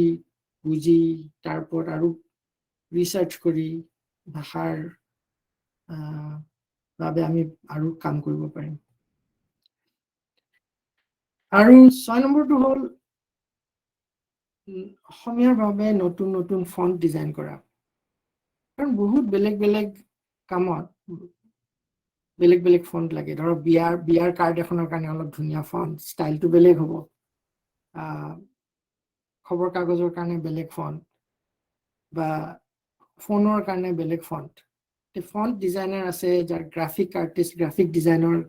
যাৰ অভিজ্ঞতা আছে বা ৰাপ আছে ইয়াৰ বাবে ফন্ট ডিজাইন কৰিব পাৰি ফন্ট ডিজাইন কৰা বহুত কিটা মানক আছে ছফ্টৱেৰ আছে আৰু কিছুমানে তেনেকুৱা ওপেন সোৰ্স ফ্ৰী ফন্টটো বনায় কাৰোবাৰ যদি ৰাপ আছে তেনেকে শিকি পেলাই কৰিব পাৰে বা কিছুমানে তেনেকুৱা ধৰণৰ কোম্পানী খুলি তেনেকুৱা মানে উচ্চ স্তৰৰ ফন্ট বিক্ৰীও কৰিব পাৰিব এতিয়া ধৰক খবৰ কাগজ বা তেনেকুৱা ধৰণৰ ডেস্কটপ পাব্লিশ্বিং DTP কিছুমান কোম্পানীয়ে তেওঁলোকে তেনেকুৱা ফন্ট কিনিব পাৰিব সো তেনেকে মই ভাবো অৰ্থনৈতিকভাৱেও যাতে কামখিনি এনেকুৱা অসমীয়া ভাষাত কাম কৰি যদি মানুহে বিজনেছ কৰিব পাৰে বা তেনেকে আৰ্থিক তেওঁলোকৰ উন্নতি হয় এইখিনি কিছুমান কাম আছে অভিজ্ঞতাৰ ওপৰত নিৰ্ভৰ কৰিব ৰাপৰ ওপৰত নিৰ্ভৰ কৰিব মই এইকেইটা দিলো আৰু যিখিনি বুজি পালো এইখিনি তথ্য সূত্ৰ এই স্লাইড কেইটাত আছে ইয়াতে মই বহুতখিনি যিখিনি আলোচনা কৰিছো এইখিনি লিখিছো আৰু কিছুমান আছে মই ভাবিলো কিন্তু এইকেইটা আপোনালোকে ভাল পাব ইয়াৰ লিংক কেইটা যদি আপোনালোকৰ কামত আহে মই দিব্যজিত দত্তদেৱক পঠিয়াই দিব পাৰিম যদি আপোনালোকে চাব পাৰিব সো সিমানখিনিয়ে আশা কৰো আপোনালোকৰ এই কথাখিনি বুজোৱাত কোনো ভুল হোৱা নাই অসমীয়াটো কৈ যাতে মই কথাখিনি বুজাব পাৰিছো আৰু এইখিনিতে মোৰ বক্তৃতাটো ইয়াতে শেষ কৰো নমস্কাৰ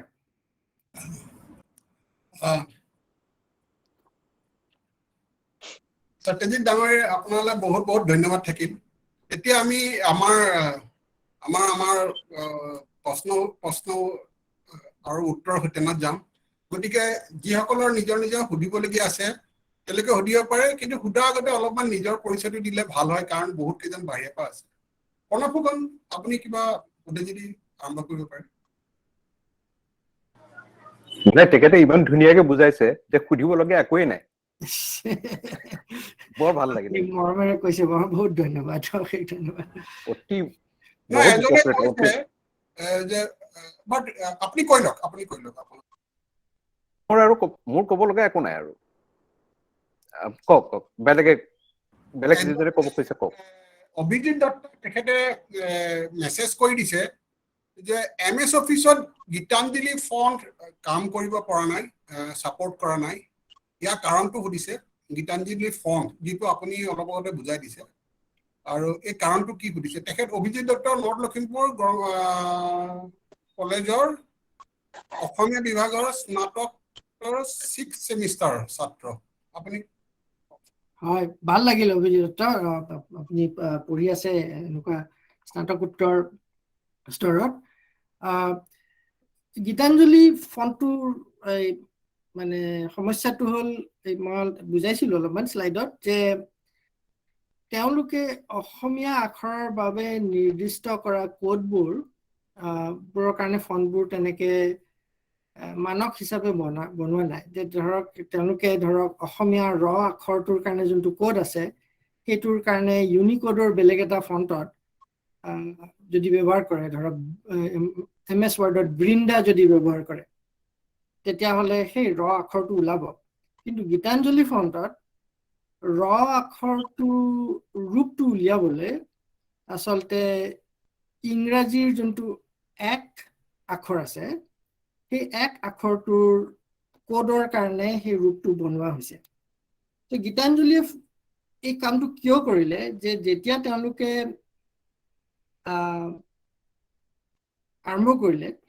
তেওঁলোকৰ তাত তেনেকে ইউনিকোডৰ কোনো সমৰ্থনৰ তেনেকুৱা কোনো ছফ্টৱেৰ নাছিল তেওঁলোকে পেজ মেকাৰ বুলি এটা ছফ্টৱেৰ ব্যৱহাৰ কৰে এই পেজ মেকাৰ ছফ্টৱেৰত এই যোনটো লেটিন বুলি কোডবিলাক কৈছিলো সেই লেটিন কোডবিলাকৰ কাৰণে সমৰ্থন আছিল তাৰমানে 256টা কোড আছিল এই 256টা কোডৰে অসমীয়াৰ লিপি ইমান বহুকেইটা ৰূপ আছে ধৰক গোটেইকেইটা আমাৰ যুক্তাক্ষৰবোৰ আছে তাৰপিছত মাত্ৰাবোৰ আছে এই গোটেইবোৰ তেওঁলোকে ভাবি মেলি ক'লে যে আমি এই লেটিনৰ আখৰৰ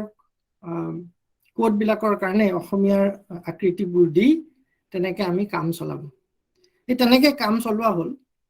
বহু বছৰ DTPৰ কাৰণে বৰ ভাল কাৰণ DTPত বস্তুটো হৈছে পাব্লিছ কৰিছে PDF কৰিছে বা ছপা কৰি প্ৰিণ্ট কৰিছে তেতিয়া মানুহে পঢ়ে খালি কথাখিনি কিন্তু তাৰ কোনো প্ৰচেছিং কৰিব নোৱাৰি সো সেইকাৰণে সেইটো এটা কথা মই জানো যে কিন্তু আপোনাৰ সমস্যাটো এইটোৱে মই যোনখিনি ক'লো মোৰ কথাখিনিৰে মানে সেই সমস্যাৰ কোনো সমাধান নাই কিন্তু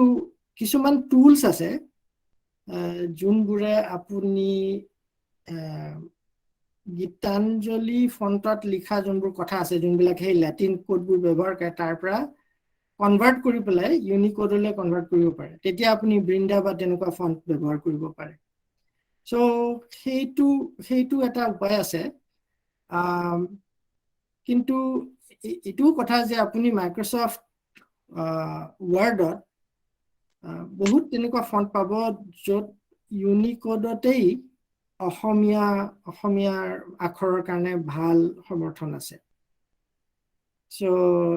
সেইখিনি ব্যৱহাৰ কৰিব পাৰে বৃন্দা ফণ্টটো বেয়া নহয় কিছুমান অলপ খুঁত এতিয়াও আছে কিন্তু বেছিভাগ কামতে বেয়া নহয়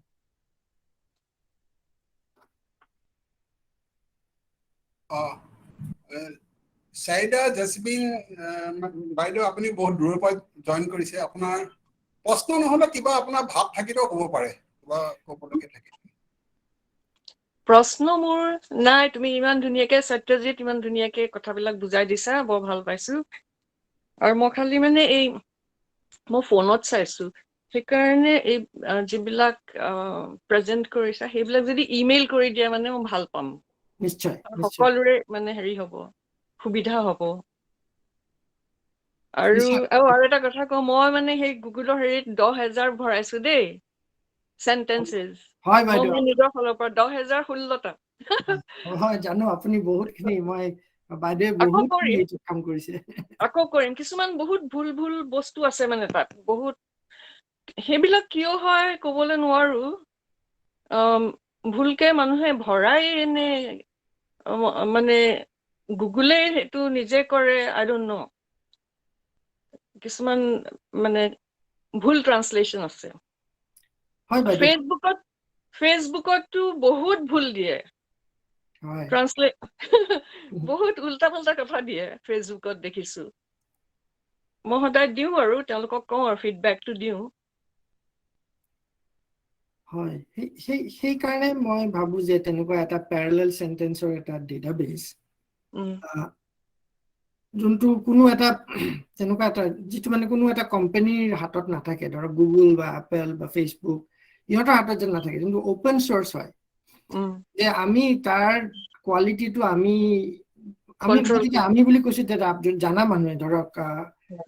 অসমীয়া বিভাগৰ যোনবোৰ ধৰক প্ৰফেসৰ আছে বা স্নাতকোত্তৰ তেনেকে অভিজিত দত্তহঁত আছে তেনেকে পঢ়া শুনা কৰিছে বা বাইদেউ আপুনি বা তেনেকে বহুত তেনেকুৱা অসমীয়া জ্ঞানী মানুহ আছে তেওঁলোকে যাতে সেই নিৰীক্ষণ কৰিব পাৰে কথাখিনি চাই পেলাই ক'ব পাৰে যে এই অনুবাদটো শুদ্ধ অনুবাদ নে নাই তেতিয়াহে ওপেন সোৰ্স ডেটাবেসত সেইটো দাখিল কৰিব পৰা যাব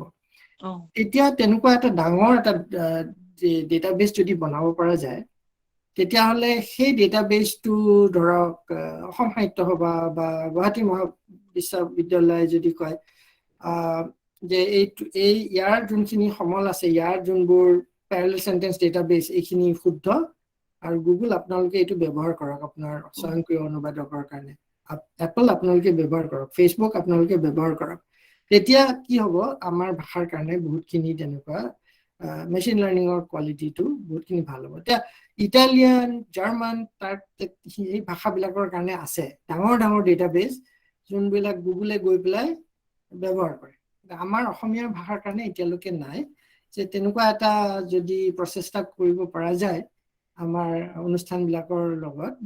বিশ্ববিদ্যালয়ৰ লগত বা ধৰক অসম সাহিত্য সভাৰ লগত তেতিয়াহ'লে ভাল হ'ব কথাটো এইটো এতিয়া মানে কোনে আৰম্ভ কৰিব এইটো কথা বাইদেউ আমি কথাখিনি ভাবিব পাৰো মই শব্দৰ গোটটোকো কৈছো এতিয়া এই মাত্ৰ এই শব্দৰ গোটত এই মই বুলিয়ে নহয় আনেও এই সহায়টো দিছে যে তেনেকুৱা এটা ডেটাবেস কৰিব পাৰিলে ভাল হয় IIT বম্বেত তেনেকে হিন্দীৰ কাৰণে তেনেকুৱা এটা ডেটাবেস আছেই ইংৰাজী আৰু হিন্দীৰ মাজত 8 লাখ মান তেনেকুৱা প্যাৰেলাল সেন্টেন্স আছে তেওঁলোকৰ ডেটাবেসত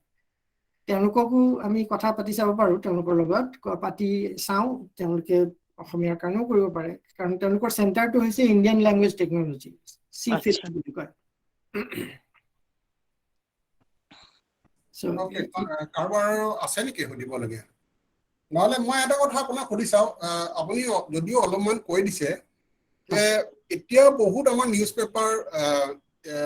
ইউনিকোড ফৰ্মত তেওঁলোকে পাব্লিছ কৰা নাই যিটো বস্তু আমি সাৰ্চ কৰিব পৰা নাই তেওঁলোকে ইমেজত কৰি আছে বা বেলেগ কোড ইউজ কৰি আছে এই বস্তুটো যিখিনি আমি ইউনিকোডলৈ কনভাৰ্ট কৰিবৰ কাৰণে কি কৰিলে ভাল হ'ব এটা সেইটো আপুনি এটা যদি ভাবিছে যেনেকে আপুনি এটা কথা ক'লে যে OCR কৰিব পাৰি যে স্কেন কৰি যদি ৱৰ্ডলৈ কনভাৰ্ট কৰিব পাৰি বা ইমেজ ফাইলতটো ইমেজটো OCR লাগিব কিন্তু বাকি বেলেগ কোডত থকা PDF ফৰ্মেট কেনেকে কৰা যাব সেইটো আপুনি অলপ ক'লে ভাল আছিলে যেহেতু নিশ্চয় আপুনি দুটা ক'লে অলৰেডি দুয়োটা মানে কামত আহিব তেনেকে ধৰক দৈনিক অসমৰ যোনখিনি মানে প্ৰকাশক আছে তেওঁলোকে তেনেকে OCR কিছুমান সঁজুলি ব্যৱহাৰ কৰি তেওঁলোকৰ ফাইনেল যোনটো DTP আউটপুটটো ওলাই সেইখিনি ইউনিকোডলৈ তেওঁলোকে কনভাৰ্ট কৰি দিব পাৰে সেইটো মানে কৰিব পাৰি ইমান এটা ভাল নহব কাৰণ গোটেই লেআউট খিনি যোনখিনি আছে সেইখিনি ভালকে নোলাব কিছুমান কিন্তু সফটওয়্যাৰ আছে যোনবিলাকে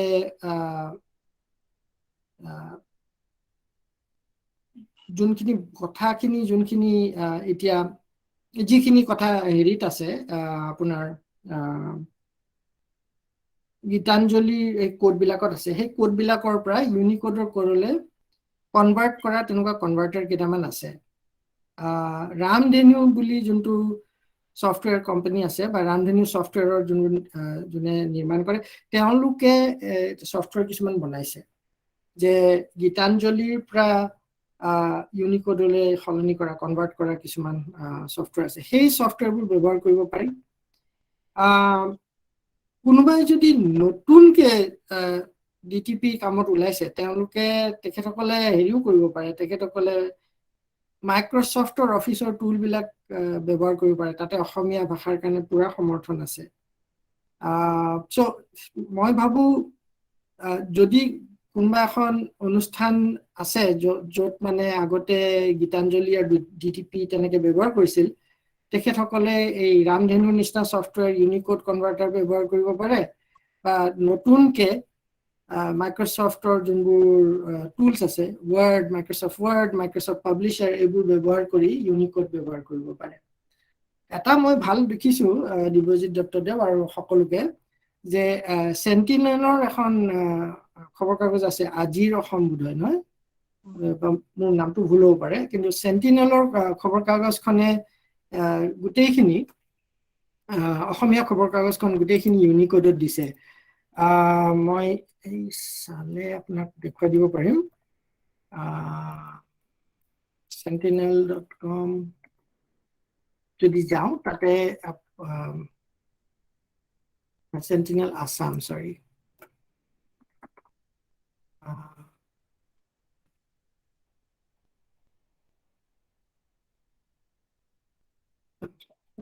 খবৰ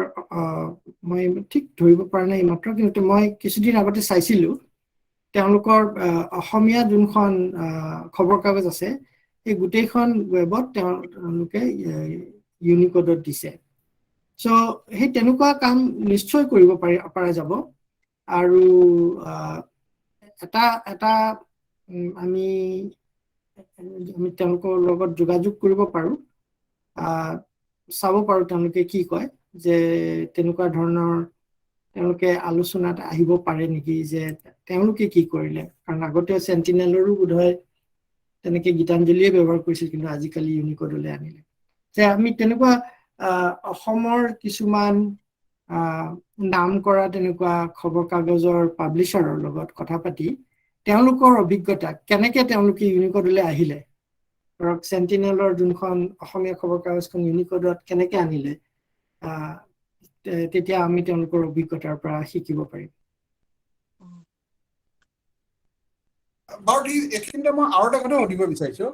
কাৰণ আপুনি এটা কথা ক'লে যে যিখিনি আমাৰ অসমীয়া ভাষা প্ৰচেচিং, যেনেকে বিশ্লেষণ কৰিবৰ কাৰণে, যেনেকে প্ৰতিশব্দ বা বিপৰীত শব্দ বা ভুল ব্যাকৰণ বা এটা শব্দটো ব্যাকৰণ ভুল কৰিছে, বা এইবিলাকৰ কৰিবৰ কাৰণে আমাৰ ডাটাবেছ লাগিব। প্ৰথম কথা হৈছে ডাটাবেছটোৰ কাৰণে ডাটাবেছৰ পৰা তেওঁলোকে লাৰ্জ ডাটাবেছ হ'লে তেওঁলোকে চায়, আৰু তাৰ কাৰণে গুগল বা মাইক্ৰ'ছফ্টে তেওঁলোকে কিছুমান কাম কৰি আছে। আৰু তাৰ ওপৰতে আপুনি ক'লে যে শব্দ বুলি এটা অনুষ্ঠান বা তেওঁলোকে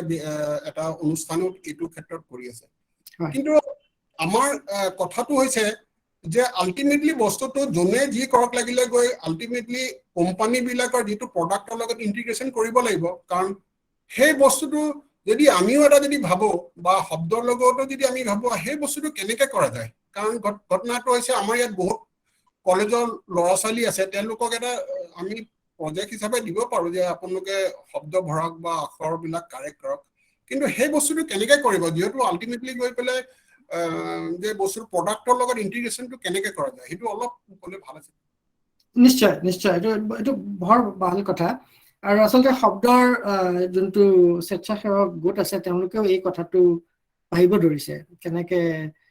ইণ্টিগ্ৰেশ্যনটো কৰিব পৰা যায়। ইয়াৰ মানে গুৰি কথাটো হৈছে যে এই ছফ্টৱেৰবোৰ, যেনেকে ধৰক মাইক্ৰ'ছফ্টৰ যোনবোৰ অফিচৰ ছফ্টৱেৰবোৰ, তাতে তেওঁলোকৰ ইংৰাজীতে কওঁ, কাৰণ এক্সটেনচিবিলিটি ইণ্টাৰফেচ বুলি থাকে। এক্সটেনচিবিলিটি ইণ্টাৰফেচ মানে এপ্লিকেশ্যন প্ৰগ্ৰামিং ইণ্টাৰফেচ। ইয়াতে যোনবোৰে ছফ্টৱেৰত কাম কৰে জানিব যে এপ্লিকেশ্যন প্ৰগ্ৰামিং ইণ্টাৰফেচ থাকে, API থাকে, আৰু সেই API বিলাকত কোনো এটা ছফ্টৱেৰ, ধৰক মাইক্ৰ'ছফ্ট ৱৰ্ডক তেনেকুৱা ধৰণৰ বানান পৰীক্ষক বা শব্দৰ প্ৰতিৰূপ বা তেনেকুৱা ধৰণৰ, আপুনি যেনেকে কৈছে নহয়, চিননিম এণ্টনিম, সেই তেনেকুৱা ধৰণৰ শব্দৰ ছাৰ্ভিচ আমি তেনেকে ইণ্টিগ্ৰেট কৰিব পাৰিম। সেই তেনেকুৱা বহুত API আছে। মাইক্ৰ'ছফ্ট অফিচৰ গোটেইবোৰ ছফ্টৱেৰ, যেনেকে এক্সেল আৰু তাৰপিছত ৱৰ্ড, এইবিলাকত আমি যদি নিজৰ বা বেলেগ এটা অভিধান অনলাইন অভিধান যেনেকৈ শব্দৰ অভিধান যদি আমি তাতে সোমাব বিচাৰিছো সেই তেনেকুৱা তথ্যখিনি চোৱাত এইখিনি সেই API ৰে কৰিব পৰা যায় তেতিয়াহ'লে সেইটো তেনেকুৱা বহুত তেনেকুৱা সফটৱেৰৰ কাৰণে কৰা হয় আৰু তেনেকৈ মাইক্ৰসফটে তেওঁলোকৰ সেই সফটৱেৰবোৰ তেনেকৈ প্লেটফৰ্ম হিচাপে বনাইছে যাতে এনেকুৱা ভাল কাম যদি বেলেগে কোনোবাই কৰি আছে তেওঁলোকৰ ভাষাৰ কাৰণে সেইটো ব্যৱহাৰ কৰিব পাৰে সো কথাটো অলপমান এটা সফটৱেৰৰ কাৰণে এটা বেলেগ প্লেটফৰ্মৰ তেনেকুৱা API বোৰ থাকে এপ্লিকেশন প্ৰগ্ৰামিং ইন্টাৰফেস সেইখিনিৰ অলপ অধ্যয়ন কৰিব লাগিব অধ্যয়ন কৰি চালে আমি গম পাম যে ডিকশনাৰীৰ কাৰণে তেওঁলোকৰ কি API আছে সিনোনিম আৰু এন্টোনিমৰ কাৰণে কি API আছে গ্ৰামাৰ চেকৰ কাৰণে কি API আছে সো এই গুটেইখিনি আমি উলিয়াই লৈ সেই তেনেকুৱা API ৰ লগত API ৰ পৰা আমি ধৰক শব্দৰ যোনটো সাৰ্ভিস আছে সেইটোৰ লগত আমি ইন্টিগ্ৰেশন কৰিব পাৰিম আৰু এটা কথা সুধিব বিচাৰিছো যিহেতু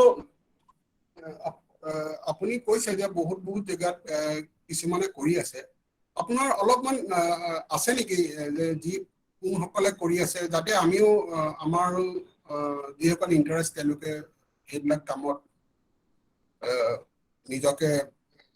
হেৰি কৰিব পাৰে লগত সম্পৰ্ক স্থাপন কৰিব পাৰে নিশ্চয় মই নিজে এই কামত ইমানখিনি কৰিব পৰা নাই আৰু কিন্তু বহুতে কৰি আছে আৰু তেওঁলোকৰ পৰা মই বহুতখিনি হেৰি পাওঁ আৰু উদ্দীপনা পাওঁ এটা গোট হৈছে শব্দ.org সেইটো গোটত বহুত কেইজন স্বেচ্ছাসেৱক আছে আপোনালোকৰ অসম এছ'চিয়েশ্যন দিল্লীৰ মনজিত নাথো আছে তাতে সো সেই শব্দ.org এ অভিধান এখন বনাইছে আমাৰ উত্তৰ পূব ভাৰতৰ ভাষাৰ যোনবোৰ ভাষা আছে তাৰ কাৰণে অভিধান এখন অসমীয়া প্ৰমুখ আৰু তাৰ পিছত এজন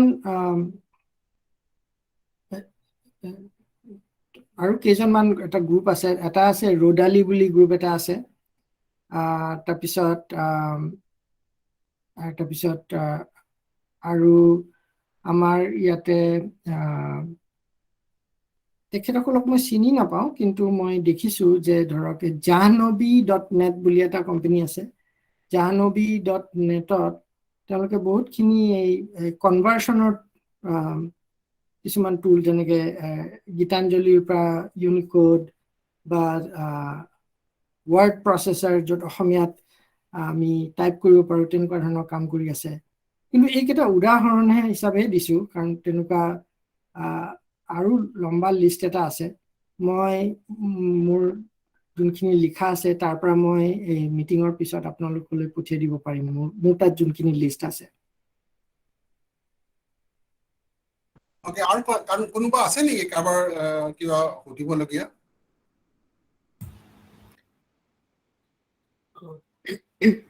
নমস্কাৰ হয় মই গুৱাহাটী বিশ্ববিদ্যালয়ৰ অসমীয়া বিভাগৰ বিভা ভৰালী আপোনাৰ এই বক্তব্যখিনিয়ে সঁচাকৈ আমাক যথেষ্ট উপকৃত কৰিছে আৰু বিশেষকৈ যিখিনি আলোচনা হ'ল সেই আলোচনাখিনিও আমাক বহুখিনি অনুপ্ৰেৰণা যোগাইছে বহুখিনি তথ্যৰ সম্ভেদ আমি পাইছো দত্তদেৱে যিখিনি প্ৰশ্ন কৰিছে সেইখিনিৰ পৰা আমি বহুখিনি কথাই জানিব পাৰিলো মই আপোনালোকক মোৰ ফালৰ পৰা আন্তৰিক ধন্যবাদ জনাইছো মোৰ এটা কথা ক'বলগীয়া আছে সেইটো হৈছে কি আমাৰ গুৱাহাটী বিশ্ববিদ্যালয়ৰ অসমীয়া বিভাগৰ যিসকল গৱেষক ছাত্ৰ ছাত্ৰী তেওঁলোকে বেছিভাগে ৰামধেনুতে টাইপ কৰে তেওঁলোকৰ গৱেষণা গ্ৰন্থবিলাক আৰু এতিয়া যেহেতু প্লেগাৰিজম টেষ্টৰ কথা আহিলে আগতে সেইটো দৰকাৰ হোৱা নাছিল কাৰণে ইউনিকোডলৈ কনভাৰ্ট কৰাৰ কোনো প্ৰয়োজন তেনেকুৱা নাছিল কিন্তু এতিয়া তেওঁলোকৰ গৱেষণা গ্ৰন্থবোৰ ইউনিকোডলৈ কনভাৰ্ট কৰি জমা দিবলগীয়া হৈছে তেতিয়া কিন্তু আমাৰ গৱেষক ছাত্ৰ ছাত্ৰীসকলৰ কিছু সমস্যা হয় সমস্যাবোৰ এনেকুৱা মই বাৰু কাৰিকৰী দিশত ইমান বেছি মই কথা নাজানো কিন্তু আমাৰ গৱেষক ছাত্ৰ ছাত্ৰীসকলৰ কেতিয়াবা কি হয় কনভাৰ্ট কৰোতে ফন্ট মিছ হয় আৰু কেতিয়াবা দেখিছো আমি যুক্তাক্ষৰবোৰ ভাঙি যায় ঠিক এনেকুৱা ধৰণৰ বহুত সমস্যা তেওঁলোকে সন্মুখীন হ'বলগীয়া হৈছে আৰু যিবিলাক কিন্তু আমাৰ যিসকলে তেওঁলোকক সহায় কৰে বা তেওঁলোকে নিজেও কৰে সেই ক্ষেত্ৰত বিশেষ সহায় কৰিব পৰা নাই গতিকে এই ক্ষেত্ৰত মই আপোনাৰ পৰা কিবা মানে উপদেশ পাব পাৰো নেকি আমাৰ ছাত্ৰ ছাত্ৰীসকলৰ কাৰণেহে মই সুধিছো ধন্যবাদ প্ৰশ্নটোৰ কাৰণে আপোনাৰ নমস্কাৰ আৰু সমস্যাটো সেইটোৱে যে ৰামধেনুৰ কাৰণে গীতাঞ্জলি ফন্ট ব্যৱহাৰ কৰে আৰু গীতাঞ্জলি ফন্টত এটা নন ষ্টেণ্ডাৰ্ড ভাৱে ফন্ট বিলাক আখৰৰ কোডত তেনেকে লগোৱা হ'ল তে সেই কোড বিলাকৰ পৰা ইউনিকোডলৈ সলনি কৰোঁতে ভুল হয় বহুতখিনি আৰু সফটৱেৰ বিলাকো তেনেকে বিকাশ কৰোঁতে বোধহয় গোটেইখিনি টেষ্টিং গোটেইখিনি হোৱা নাই বোধহয় গোটেইবোৰ কেছ বিলাকৰ সেইকাৰণে আপুনি যেনেকে ক'লে যোনবোৰে আপোনালোকক সহায় কৰি আছে তেওঁলোকৰ সফটৱেৰৰ বোধহয় কোৱালিটিৰ আৰু অলপ তেখেতসকলে কাম কৰিব লাগিব কোনো তেনেকে সহজ পোনপটীয়া সমাধান তাৰ বাহিৰে মই দেখা নাই যদি মানে আপোনালোকৰ ছাত্ৰ ছাত্ৰীয়ে মানে ৰামধেনুতে কথাখিনি ব্যৱহাৰ কৰিব বিচাৰে এটা কিটিপ আছে যে ৰামধেনু কোম্পানীটোৰ এখন কিবোৰ্ড আছে যাতে মানুহে বা আপোনালোকৰ ছাত্ৰ ছাত্ৰীয়ে মানে ৰামধেনুৰ যোনখন কিবোৰ্ডৰ লেআউট আছে সেই একে কিবোৰ্ডখন থাকিব কিন্তু যেতিয়া টাইপ কৰে কথাখিনি ইউনিকোডত ওলাব সেই কিবোৰ্ডখন যদি ব্যৱহাৰ কৰে আপোনালোকে যদি ফন্টটো গীতাঞ্জলি ফন্টৰ পৰা সলনি কৰি যদি ইউনিকোডৰ এটা ফন্ট ব্যৱহাৰ কৰে মই আপোনালোকৰ সফটৱেৰৰ কথাখিনি নাজানো কি আপোনালোকে ব্যৱহাৰ কৰে আপোনালোকৰ এই তেওঁলোকৰ থিচিস লিখাৰ কাৰণে কিন্তু সেই থিচিস লিখা সফটৱেৰত যদি ইউনিকোডৰ ফন্ট আছে তেতিয়াহ'লে ৰামধেনু কিবোৰ্ডখন ব্যৱহাৰ কৰিব কিন্তু তেওঁলোকৰ এটা মই জানামতে ৰামধেনু এটা সেটিং এটা আছে যে এটা সেটিঙত তেওঁলোকে সেই কোডবিলাক এই গীতাঞ্জলিৰ কাৰণে কোডবোৰ উলিয়াব আৰু আন এটা সেটিঙত ইউনিকোডৰ কাৰণে কোডবিলাক উলিয়াব যদি সেই তেনেকুৱা এটা এপ্ৰ'চ ব্যৱহাৰ কৰি কথাখিনি আপোনাৰ গোটেইখিনি ইউনিকোডতেই ওলাব কিন্তু তেওঁলোকে যোনখিনি শিকিছে ৰামধেনু কিবোৰ্ডটো ব্যৱহাৰ কৰা সেই কথাখিনি তেওঁলোকে কৰি থাকিব পাৰিব সেইটো এটা বোধহয় তেওঁলোকৰ সমস্যা হ'ব যে ৰামধেনু কিবোৰ্ডৰ ইমান দিন ব্যৱহাৰ কৰিলে এতিয়া বহুতখিনি প্ৰেক্টিচ হ'ল এতিয়া বেলেগ এটা কিবোৰ্ড লেআউটত যোৱাটো অলপমান বোধহয় কষ্ট পাব সেই তেনেকে সমাধানটো কৰিব পাৰিব কিন্তু লং টাৰ্ম আপোনালোকে বোধহয় ভাবিব পাৰে কথাটো যে ইউনিকোডৰ টুলবোৰ যেনেকে মাইক্ৰ'ছফ্টৰ যোনবোৰ অফিচ বা টুলছ আছে বা গুগল ডক্স তাতে ইউনিকোডত ডাইৰেক্টলি অসমীয়া মোৰ মেকুৰীটোৱে টাইপ অলপ মৰম লাগে পিনে গুচাইছো চৰি সেই তেনেকুৱা ধৰণৰ টুলেৰে কামখিনি কৰিব পাৰিলে ভাল হ'ব মানে শৰ্ট টাৰ্ম সেই তেনেকুৱা ৰামধেনুৰ সেই ছফটৱেৰটো চাব পাৰে আৰু লংগাৰ টাৰ্ম আপোনালোকে ভাবিব পাৰে কেনেকে মাইক্ৰ'ছফ্টৰ টুলবিলাক ব্যৱহাৰ কৰি যদি লাহে লাহে নতুন বেটছৰ ছাত্ৰ ছাত্ৰীয়ে ব্যৱহাৰ কৰিব পাৰে এণ্টি প্লেজিয়াৰিজমৰ কথাটো মই ভবা নাছিলো কিন্তু এণ্টি প্লেজিয়াৰিজমৰ কাৰণে সন্ধান বা ইণ্টাৰনেটৰ সন্ধানটো বৰ এটা ডাঙৰ এপ্লিকেশ্যন সেইখিনি কোৱাৰ কাৰণে ধন্যবাদ আশা কৰোঁ মোৰ কথাখিনি আপোনালোকৰ কামত আহিব যদি আৰু কিবা সবিশেষ থাকে পিছতো মই বুজাব চেষ্টা কৰিম বহুত বহুত ধন্যবাদ নাডাঙৰীয়া মই বহুখিনি উপকৃত হলো আৰু এইখিনিতে মই জনাইছো হয় আমাৰ নতুন যিখিনি ছাত্ৰ ছাত্ৰী তেওঁলোকে এতিয়া নিজে ইউনিকোডত টাইপ কৰিবলৈ আৰম্ভ কৰিছে বঢ়িয়া কথা শুনি বৰ ভাল লাগিল আগৰ খিনি অকমান সমস্যা হৈ আছিলে এতিয়া তেওঁলোকে কৰিছে বহুত ধন্যবাদ ভাল কথা মই আৰু এটা কথা সুধিব বিচাৰিছো আপুনি অলৰেডি মাজতে এবাৰ কৈ গৈছিলে যে আগৰ যিখিনি আমি ইউনিকোডৰ আগৰ যিখিনি কোড যিখিনি আমি স্কি বা বাকী ফৰ্মেটৰ যিখিনি কোড আছে সেইখিনি কনভাৰ্সন টুলছ ওলাইছে কিছুমান টুলছ আমি কনভাৰ্ট কৰিছো ইউনিকোডত আমি ইউজ কৰিব পাৰো কিন্তু মই ভাবিছো আপোনাৰ গীতাঞ্জলিটো যেহেতু এটা নন ষ্টেণ্ডাৰ্ড তেওঁলোকে লৈছে গীতাঞ্জলিটোৰ আমি প্ৰব্লেম হ'ব কনভাৰ্সন কিন্তু বাকি ৰামধেনুটো কি প্ৰব্লেম আছে ৰামধেনুটো যেহেতু বাইদেউ কৈছে ৰামধেনুটোতো নন তেওঁলোকে তেনেকৈ এটা নন ষ্টেণ্ডাৰ্ড কি কোড ইউজ কৰিছে নেকি নহয় আসলে ৰামধেনুটো হৈছে সফটৱেৰটোৰ নাম ৰামধেনুৱে ভিতৰত গীতাঞ্জলি ফন্ট ব্যৱহাৰ কৰে ওকে গীতাঞ্জলি ফন্টৰ কাৰণে প্ৰব্লেমটো হৈছে হয় প্ৰব্লেমটো গীতাঞ্জলি ফন্টটো আৰু এই গীতাঞ্জলিটো যে নন ষ্টেণ্ডাৰ্ড ফন্ট সেইটোৰ কাৰণে প্ৰব্লেমটো হৈছে ওকে তেনেহলে বাকি কাৰণ আমি জনাত আমাৰো এটা লেণ্ড ৰেকৰ্ডছৰ প্ৰজেক্ট হৈ গৈছিলে আমি তেতিয়া 7 বিটছ আছিল চাগে এই স্কি হয় সেইটো বস্তু আমাক কনভাৰ্সন কৰিছে বহুত টুল লাগি মেলি মেইটি লাগি কনভাৰ্ট কৰি আলটিমেটলি ইউনিকোডলৈ নিছে মই সেইকাৰণে ভাবো যিবিলাক ষ্টেণ্ডাৰ্ড কোড ইউজ কৰিছে তেওঁলোকবিলাক কনভাৰ্সন 80% 90% এনেকে কনভাৰ্সন হৈ গৈছে কিন্তু যিবিলাক একদমেই ষ্টেণ্ডাৰ্ড নাই ফৰ্চফুলি এটা ফন্ট বা ডিজাইন কৰিছে ফন্ট এটা বা যেটো সিম আখৰ সেইখিনি কাৰণে আমাৰ প্ৰব্লেম হৈছে নিশ্চয় সেইটোৱে প্ৰব্লেম হৈছে কাৰণ এই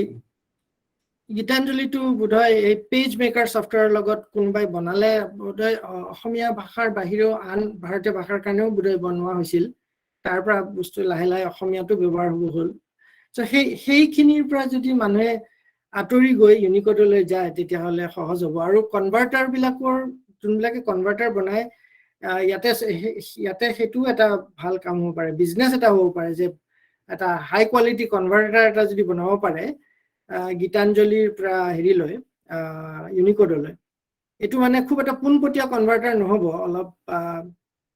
এডিশনেল প্ৰসেসিং লাগিব বোধহয় ক্যাৰেক্টাৰবোৰ ৰেন্ডাৰ কৰি OCR কৰিব লাগিব অলপমান সফিষ্টিকেটেড হ'ব তেনেকুৱা যদি কনভাৰ্টাৰৰ প্ৰজেক্ট কোনোবাই কৰিব বিচাৰে এটা সফটৱেৰ ইঞ্জিনিয়াৰ যদি আছে ইয়াতে ভাবিব পাৰে মানে মোৰ মানে এনে এতিয়া কথাটো যেনেকৈ ভাবিছো এতিয়া দিব্যজিত দত্তদেৱ যে কিছুমান ক্ষেত্ৰত কোড বিলাক চাই কৰোতে ভুল হয় যেনেকৈ আপুনি কৈছে যেনেকৈ বিভা ভৰালী তেখেতেও কৈছে তেতিয়াহ'লে আমি সফটৱেৰটো এনেকৈও লিখিব পাৰো যাতে সফটৱেৰটোৱে আখৰবোৰ মানে নিজৰ মেমৰিত লিখি মানে আঁকি তাৰ OCR কৰি তাৰ পৰা ইউনিকোডৰ আখৰলৈ কনভাৰ্ট কৰিবলৈ পাৰে তেনেকুৱা ধৰণৰ এটা যদি এপ্ৰোচ কৰে তেতিয়া বোধহয় কনভাৰ্সনৰ যোনটো একিউৰেসি বাঢ়িব পাৰে তেনেকুৱা এটা এপ্ৰোচ ললে এটো অলপ সফিষ্টিকেটেড সফটৱেৰ অলপ কাম হ'ব তেনেকুৱা সফটৱেৰ কোনবা কোম্পানীয়ে যদি বনায় তেনেহলে তেওঁলোকে নিশ্চয় অলপমান লাইসেন্সৰ কাৰণে অলপ পইচা ল'ব কিন্তু যদি ডিটিপি ইন্ডাষ্ট্ৰীয়ে যদি এই তেনেকুৱা ধৰণৰ কথা বিচাৰে তে সেইটো এটা ভাল প্ৰজেক্ট হ'ব পাৰে সফটৱেৰ ইন্ডাষ্ট্ৰীৰ কাৰণে আৰু কাৰোবাৰ কোনোবা আছে নেকি নহলে আমি অলৰেডি 9টা বাজি গ'ল নহলে আমি আজি আৰু কাৰোবাৰ কোনোবা যদি ক'বলগীয়া আছে ভাৱ আছে তেতিয়াহ'লে ক'ব পাৰে নহলে আজি অনুষ্ঠান সমাপ্তি কৰিম কোনোবা আছে নেকি মই চাই দিছো শংকৰ কৃষ্ণ দাস আপুনি খুব ভাল লাগিলে বহুত নজনা কথা শিকিব পাৰিলো দেই আজি থেংক ইউ নাথ আৰু মোৰ লগত কিছুমান কিতাপ আছে অসমীয়া লোকগীত অসমীয়া জিকি জাৰি এইবিলাকৰ যদি ডিটেইলছ কৰি পিনে আপুনি যেটো কৈছিলে এটা খুব ভাল হ'ব ৰেয়াৰ কিছুমান আছে দেৱ বিচাৰ গীত এনেকুৱা কৰিব লাগে আমি সেইবিলাক প্ৰিজাৰ্ভ কৰিলে ভাল হয় এইবিলাক কেনেকৈ আপুনি যেটো কৈছিলে এইটো স্কেলিং কৰি পেলাই সেইটো ঘটনা কৰিলে ভাল হ'ব আপোনালোকৰ সহায় লাগিব হয় তেনেকুৱা ধৰণৰ সমল বৰ অমূল্য হ'ব তেনেকুৱা অসম সাহিত্য সভাৰ এটা উদ্যোগ এটা আছে সেইটো দিব্যজিত দত্তদেৱে জানে মই নিশ্চয় অসম সাহিত্য তেনেকুৱা এটা এমট্ৰনৰ লগত এটা প্ৰজেক্ট এটা কৰিছে য'ত মানুহে নিজৰ ঘৰত বা নিজৰ পুথিভঁৰালত যদি তেনেকুৱা ধৰণৰ কিতাপ আছে ছপা কৰা পঠিয়াই দিব পাৰে তেওঁলোকে স্ক্যান কৰি সো তাৰ বিষয়ে মোৰ তাতো আছে খবৰখিনি মই দিব পাৰিম হ'ব দিবচোন পাৰিলে ঠিক আছে এতিয়া যিবোৰ মেনুস্ক্ৰিপ্টৰ যিবিলাক আছে মেনুস্ক্ৰিপ্ট যিবিলাক এতিয়া হয়তো ইউনিকোডো কৰিছে নাই নাজানো কিন্তু বৰ সেইখিনিৰ লগত আমাৰ অসমীয়া ভাষা লিংক কৰা এনেকুৱা কিবা কৰিব পাৰে নেকি যাতে মেনুস্ক্ৰিপ্টখিনি স্কেন কৰি পেলাই আমি এটা মিনিংফুল ৱৰ্ড উলিয়াব পাৰো এনেকুৱা তাত কি লেখা আছে এনেকুৱা হয় মেনুস্ক্ৰিপ্ট মানে যেনেকে ধৰক আমাৰ পুৰণি ধৰক আমাৰ যিবিলাক আছে সাঁচিপাত যিখিনি আছে সাঁচিপাত হয় পাৰি যদি মানে তাৰ কাৰণে বোধহয় যোনটো ষ্টেণ্ডাৰ্ড OCR বোধহয় নোৱাৰিব কাৰণ আখৰৰ ৰূপবিলাক অলপ বেলেগ আছিল কিন্তু তাৰ কাৰণে স্পেচিয়েল OCR কৰিব পৰা যাব বোধহয় কাৰণ আখৰবিলাকৰ ৰূপবিলাক অলপ বেলেগ আছিল সেইখিনি সময়ত আমাৰ যেতিয়া আজিৰ দিনত ধৰক 19 শতিকাত যোনবোৰ অসমীয়া ভাষাৰ মানে ছপা কৰা ৰূপটো সলনি হ'ল সাঁচিপাতৰ আখৰবিলাক বোধহয় অলপমান বেলেগ সেইকাৰণে তাৰ কাৰণে OCR অলপ স্পেচিয়েল OCR বনাব লাগিব সফটৱেৰ বনাব লাগিব তদুপৰি মোৰ বোধেৰে এই সময়ত বানানবোৰও বহুত বেলেগ আছিলে বানানো বেলেগ আছিল নহয় আচ্ছা হয় যেনেকে আমি সাধাৰণতে পাওঁ যে ডাকৰ বচনবিলাকত বানান বহুত বেলেগ বানান বেলেগ হলেও বোধহয় বেলেগেই থাকক কিন্তু আখৰবিলাক যদি আমি কোডলৈ আনিব পাৰো অৱশ্যে সাঁচিপাতত যেনেকে লিখা আছিল সেই তেনেকুৱা আখৰত নোলাব কাৰণ সেইটো এটা কথা যদি সাঁচিপাতত লিখা আখৰৰ আকৃতিবোৰ যদি আমি বিচাৰো তেতিয়াহ'লে সেই সাঁচিপাতৰ আখৰৰ আকৃতিৰ নতুন ফন্ট ডিজাইনাৰে ফন্ট বনাব পাৰে নহয় জানো যে অটো সাঁচিপাতত যেনেকুৱা লিখা আছিল তেনেকে অটো বা ৰটো কেনেকৈ লিখা আছিল তেনেকুৱা নতুন ফন্ট ইউনিকোডতে থাকিল গোটেইখিনি আমি সন্ধান কৰিব পাৰিম কিন্তু যেতিয়া আমি কথাখিনি স্ক্ৰীনত চাম বা প্ৰিন্ট কৰিম তেতিয়া এই সাঁচিপাতৰ ফন্টতে ওলাব এইটো এটা ধুনীয়া ধৰণে এইটো এটা বেলেগ ধৰণৰ ফন্ট বনাব পৰা যায় যে ফন্টৰ কাম আছে OCR সফটৱেৰৰ কাম আছে কনভাৰ্টাৰৰ কাম আছে সফটৱেৰৰ বহুত কাম আছে ইয়াতে বিজনেছ বহুত বনাব পাৰে যদি ইয়াতে আছে বিজনেছৰ কথা এইখিনি ভাবিছে তেওঁলোকে বহুত কৰিব পাৰে আপুনি অলপ আগতে কৈছিলে এই বিয়া সবাহৰ নিমন্ত্ৰণ পত্ৰ এই সাঁচিপাতৰ পুথিৰ যিটো এলফাবেটিকেল ডিজাইনটো এইটোকে এটা কৰি পেলাই সেইটো এটা এণ্টাৰপ্ৰেনিউৰ কৰিব পাৰে ষ্টাৰ্টআপ এটা হ'ব পাৰে ভাল এবছলিউটলি সঁচাকে সেই তেনেকুৱা ধৰণৰ ধুনীয়া ধুনীয়া ষ্টাইলত চাওকচোন আজিকালি নতুন বিয়াৰ যোনখন নিমন্ত্ৰণৰ যোনখন চিঠিখন তাতে ধুনীয়া তেনেকুৱা সাঁচিপাতৰ ফন্টত লিখিব পাৰিলে খুব ভাল মই এটা টেকনিকেল কথা হলো যেহেতু আপুনি এটা কথা ক'লে যে ইউনিকোডত সকলো কেৰেক্টাৰ এটা ইউনিক কোড থাকে যেনে ধৰি লওক 32 বিটছ বা 16 বিটছৰ এটা কোড থাকে বা 8 বিটছ বা যি হওক লাগিলে কিন্তু যেতিয়া আমি ৱৰ্ডত লিখো বা MS অফিচত লিখো ফন্টটো ক'ত আহে ফন্টটো ক'ত যিটো এটা ৱৰ্ড ফন্টটো ইউনিকোডৰ লগত জইন কেনেকে হয় কিয়টো কাৰণ ফন্টটো বেলেগ হলে কোডটো সেম থাকে কিন্তু তাৰ ডিসপ্লেটো বেলেগ হৈ যায় সেই পাৰ্টিকুলাৰ সেই ফন্টটো তালত কেনেকে এড হয় এইটো হয় কেনেকে প্ৰসেস কৰে হয় মই হেতু মই হে যে স্লাইডখন দেখাইছিলো সেই স্লাইডখনেৰে বুজাও এবাৰ প্ৰেজেন্ট কৰি আকৌ হয় হয় তাতে আছে কথাটি কৈ দিছে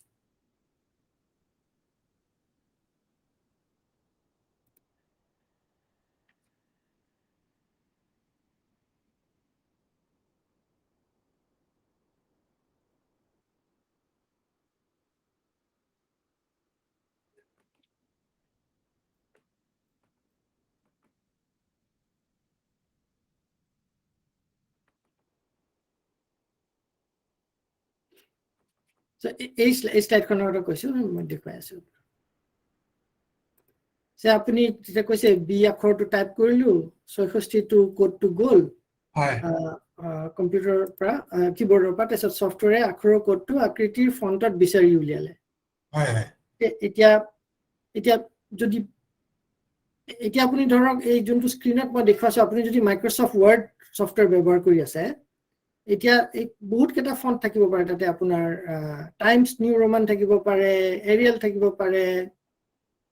ব্ৰিন্দা থাকিব পাৰে নহয় জানো বহুত কেইটা ফন্ট আছে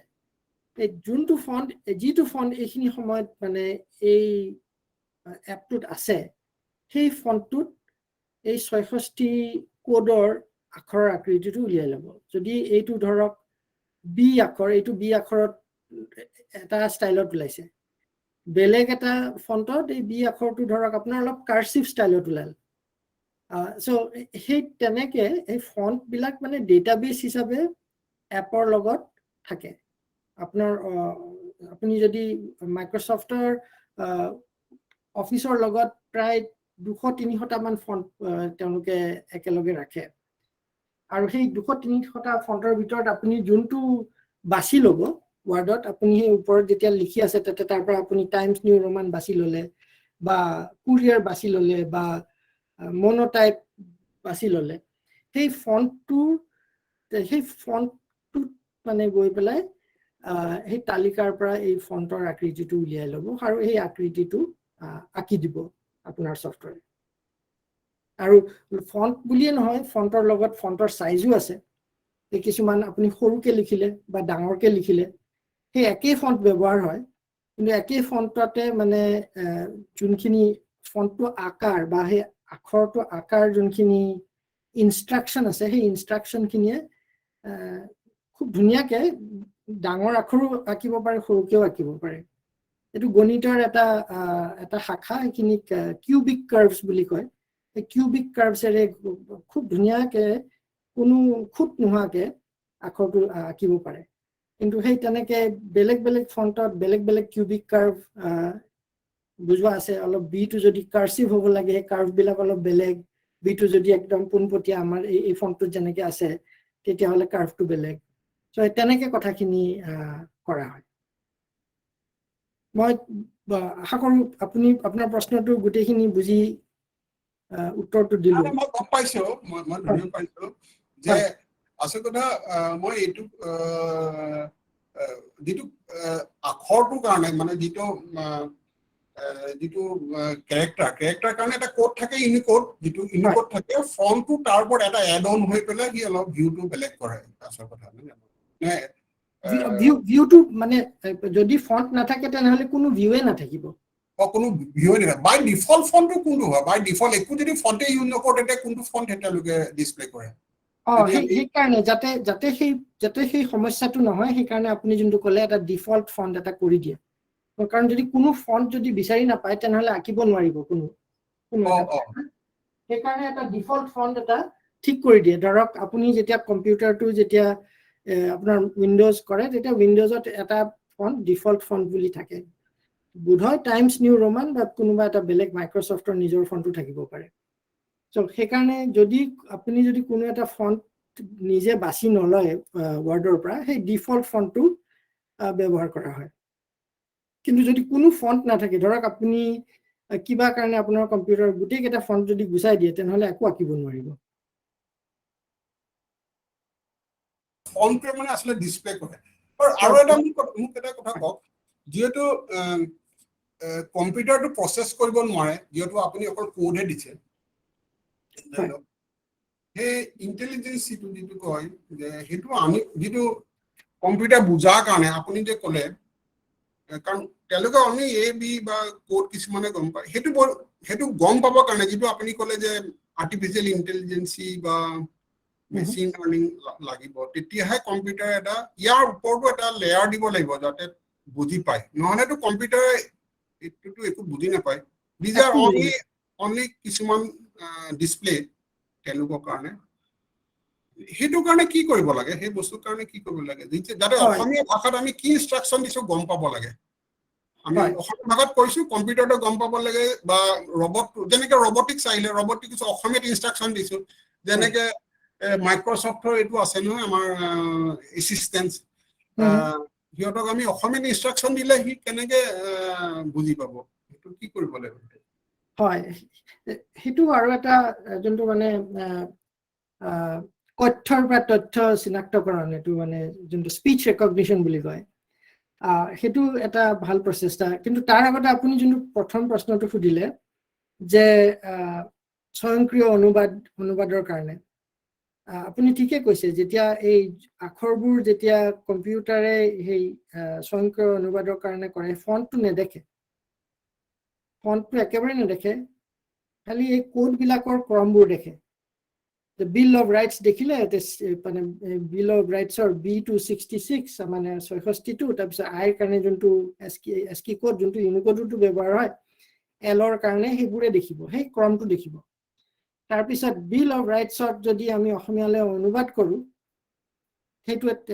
সেইটো তাৰ মানে সেই bill of rights বাক্যাংশৰ কাৰণে এইটো এটা parallel বাক্যাংশ হ'ল এতিয়া এই কম্পিউটাৰৰ যোনটো আৰ্টিফিশিয়াল ইন্টেলিজেন্সৰ যোনটো সফটওয়্যাৰ আছে এই আৰ্টিফিশিয়াল ইন্টেলিজেন্সৰ এই শাখাটোক মেচিন লাৰ্নিং বুলি কয় মেচিন লাৰ্নিংৰ সফটওয়্যাৰে কি কৰে সেই তেনেকুৱা ধৰণৰ উদাহৰণ বহুত কেইটা উদাহৰণ লৈ পেলাই এটা মডেল কৰে মডেল বুলি কয় বস্তুটো মডেলটো হৈছে আপোনালোকৰ ইয়াতে যোনবোৰ অংকৰ ষ্টুডেন্ট কিছুমান আছে মই ষ্টুডেন্টখিনিৰ কথা কৈছো আপোনালোক বহুত ইয়াতে বহুত এক্সপাৰ্টও আছে আপোনালোকে লিনিয়াৰ ইন্টাৰপোলেশন কথাটো বুঝাই জানে লিনিয়াৰ ইন্টাৰপোলেশনটো হৈছে যদি আপোনাক বহুত কেইটা যদি উদাহৰণ দিয়া হয় পইণ্টৰ এই কোনবা এটা xy এক্সিছত এই পইণ্ট কেইটাৰ মাজত এটা কাৰ্ভ ফিটিং কৰিব পাৰে সেই আসল মানে সেই গুৰি কথাটো ব্যৱহাৰ কৰি মেচিন লাৰ্নিংটোৱে আসলতে তেনেকুৱা এটা কাৰ্ভ ফিটিং কৰে তাৰ মানে সেই গোটেইবোৰ উদাহৰণৰ পৰা এটা মডেল এটা ওলাই মডেলটো হৈছে আসলতে এটা কাৰ্ভ বুলি ধৰি ল'ব পাৰে কাৰ্ভটোত তাৰ মানে যদি আপুনি এটা নতুন ইংৰাজী এটা বাক্যাংশ দিয়ে তে সেই আন্দাজখিনি যিনি কৰিলে সেই আন্দাজৰ পৰা এটা অসমীয়া বাক্য উলিয়াই দিব পাৰে এইটোৱে মানে মই খুব অলপ বেছি সহজ কৰি দিলো কিন্তু মানে বস্তুটোৰ মানে আইডিয়াটো দিবলৈ যে মেচিন লাৰ্নিঙত সেই উদাহৰণৰ যোনবোৰ মানে প্যাৰালেল সেন্টেন্স থাকে বা বাক্যাংশ থাকে সেইবিলাকৰ পৰা এই তেনেকুৱা এটা লিনিয়াৰ ইন্টাৰপোলেশন এটা এলগৰিথম কৰা হয় তাকে ৰিগ্ৰেশন বুলি কয় সেইটো এই ৰিগ্ৰেশন এলগৰিথমেৰে এই গোটেই মডেলটো বনোৱা হয় কিন্তু কথাটো হৈছে যদি সেই উদাহৰণ বাক্যবোৰ যদি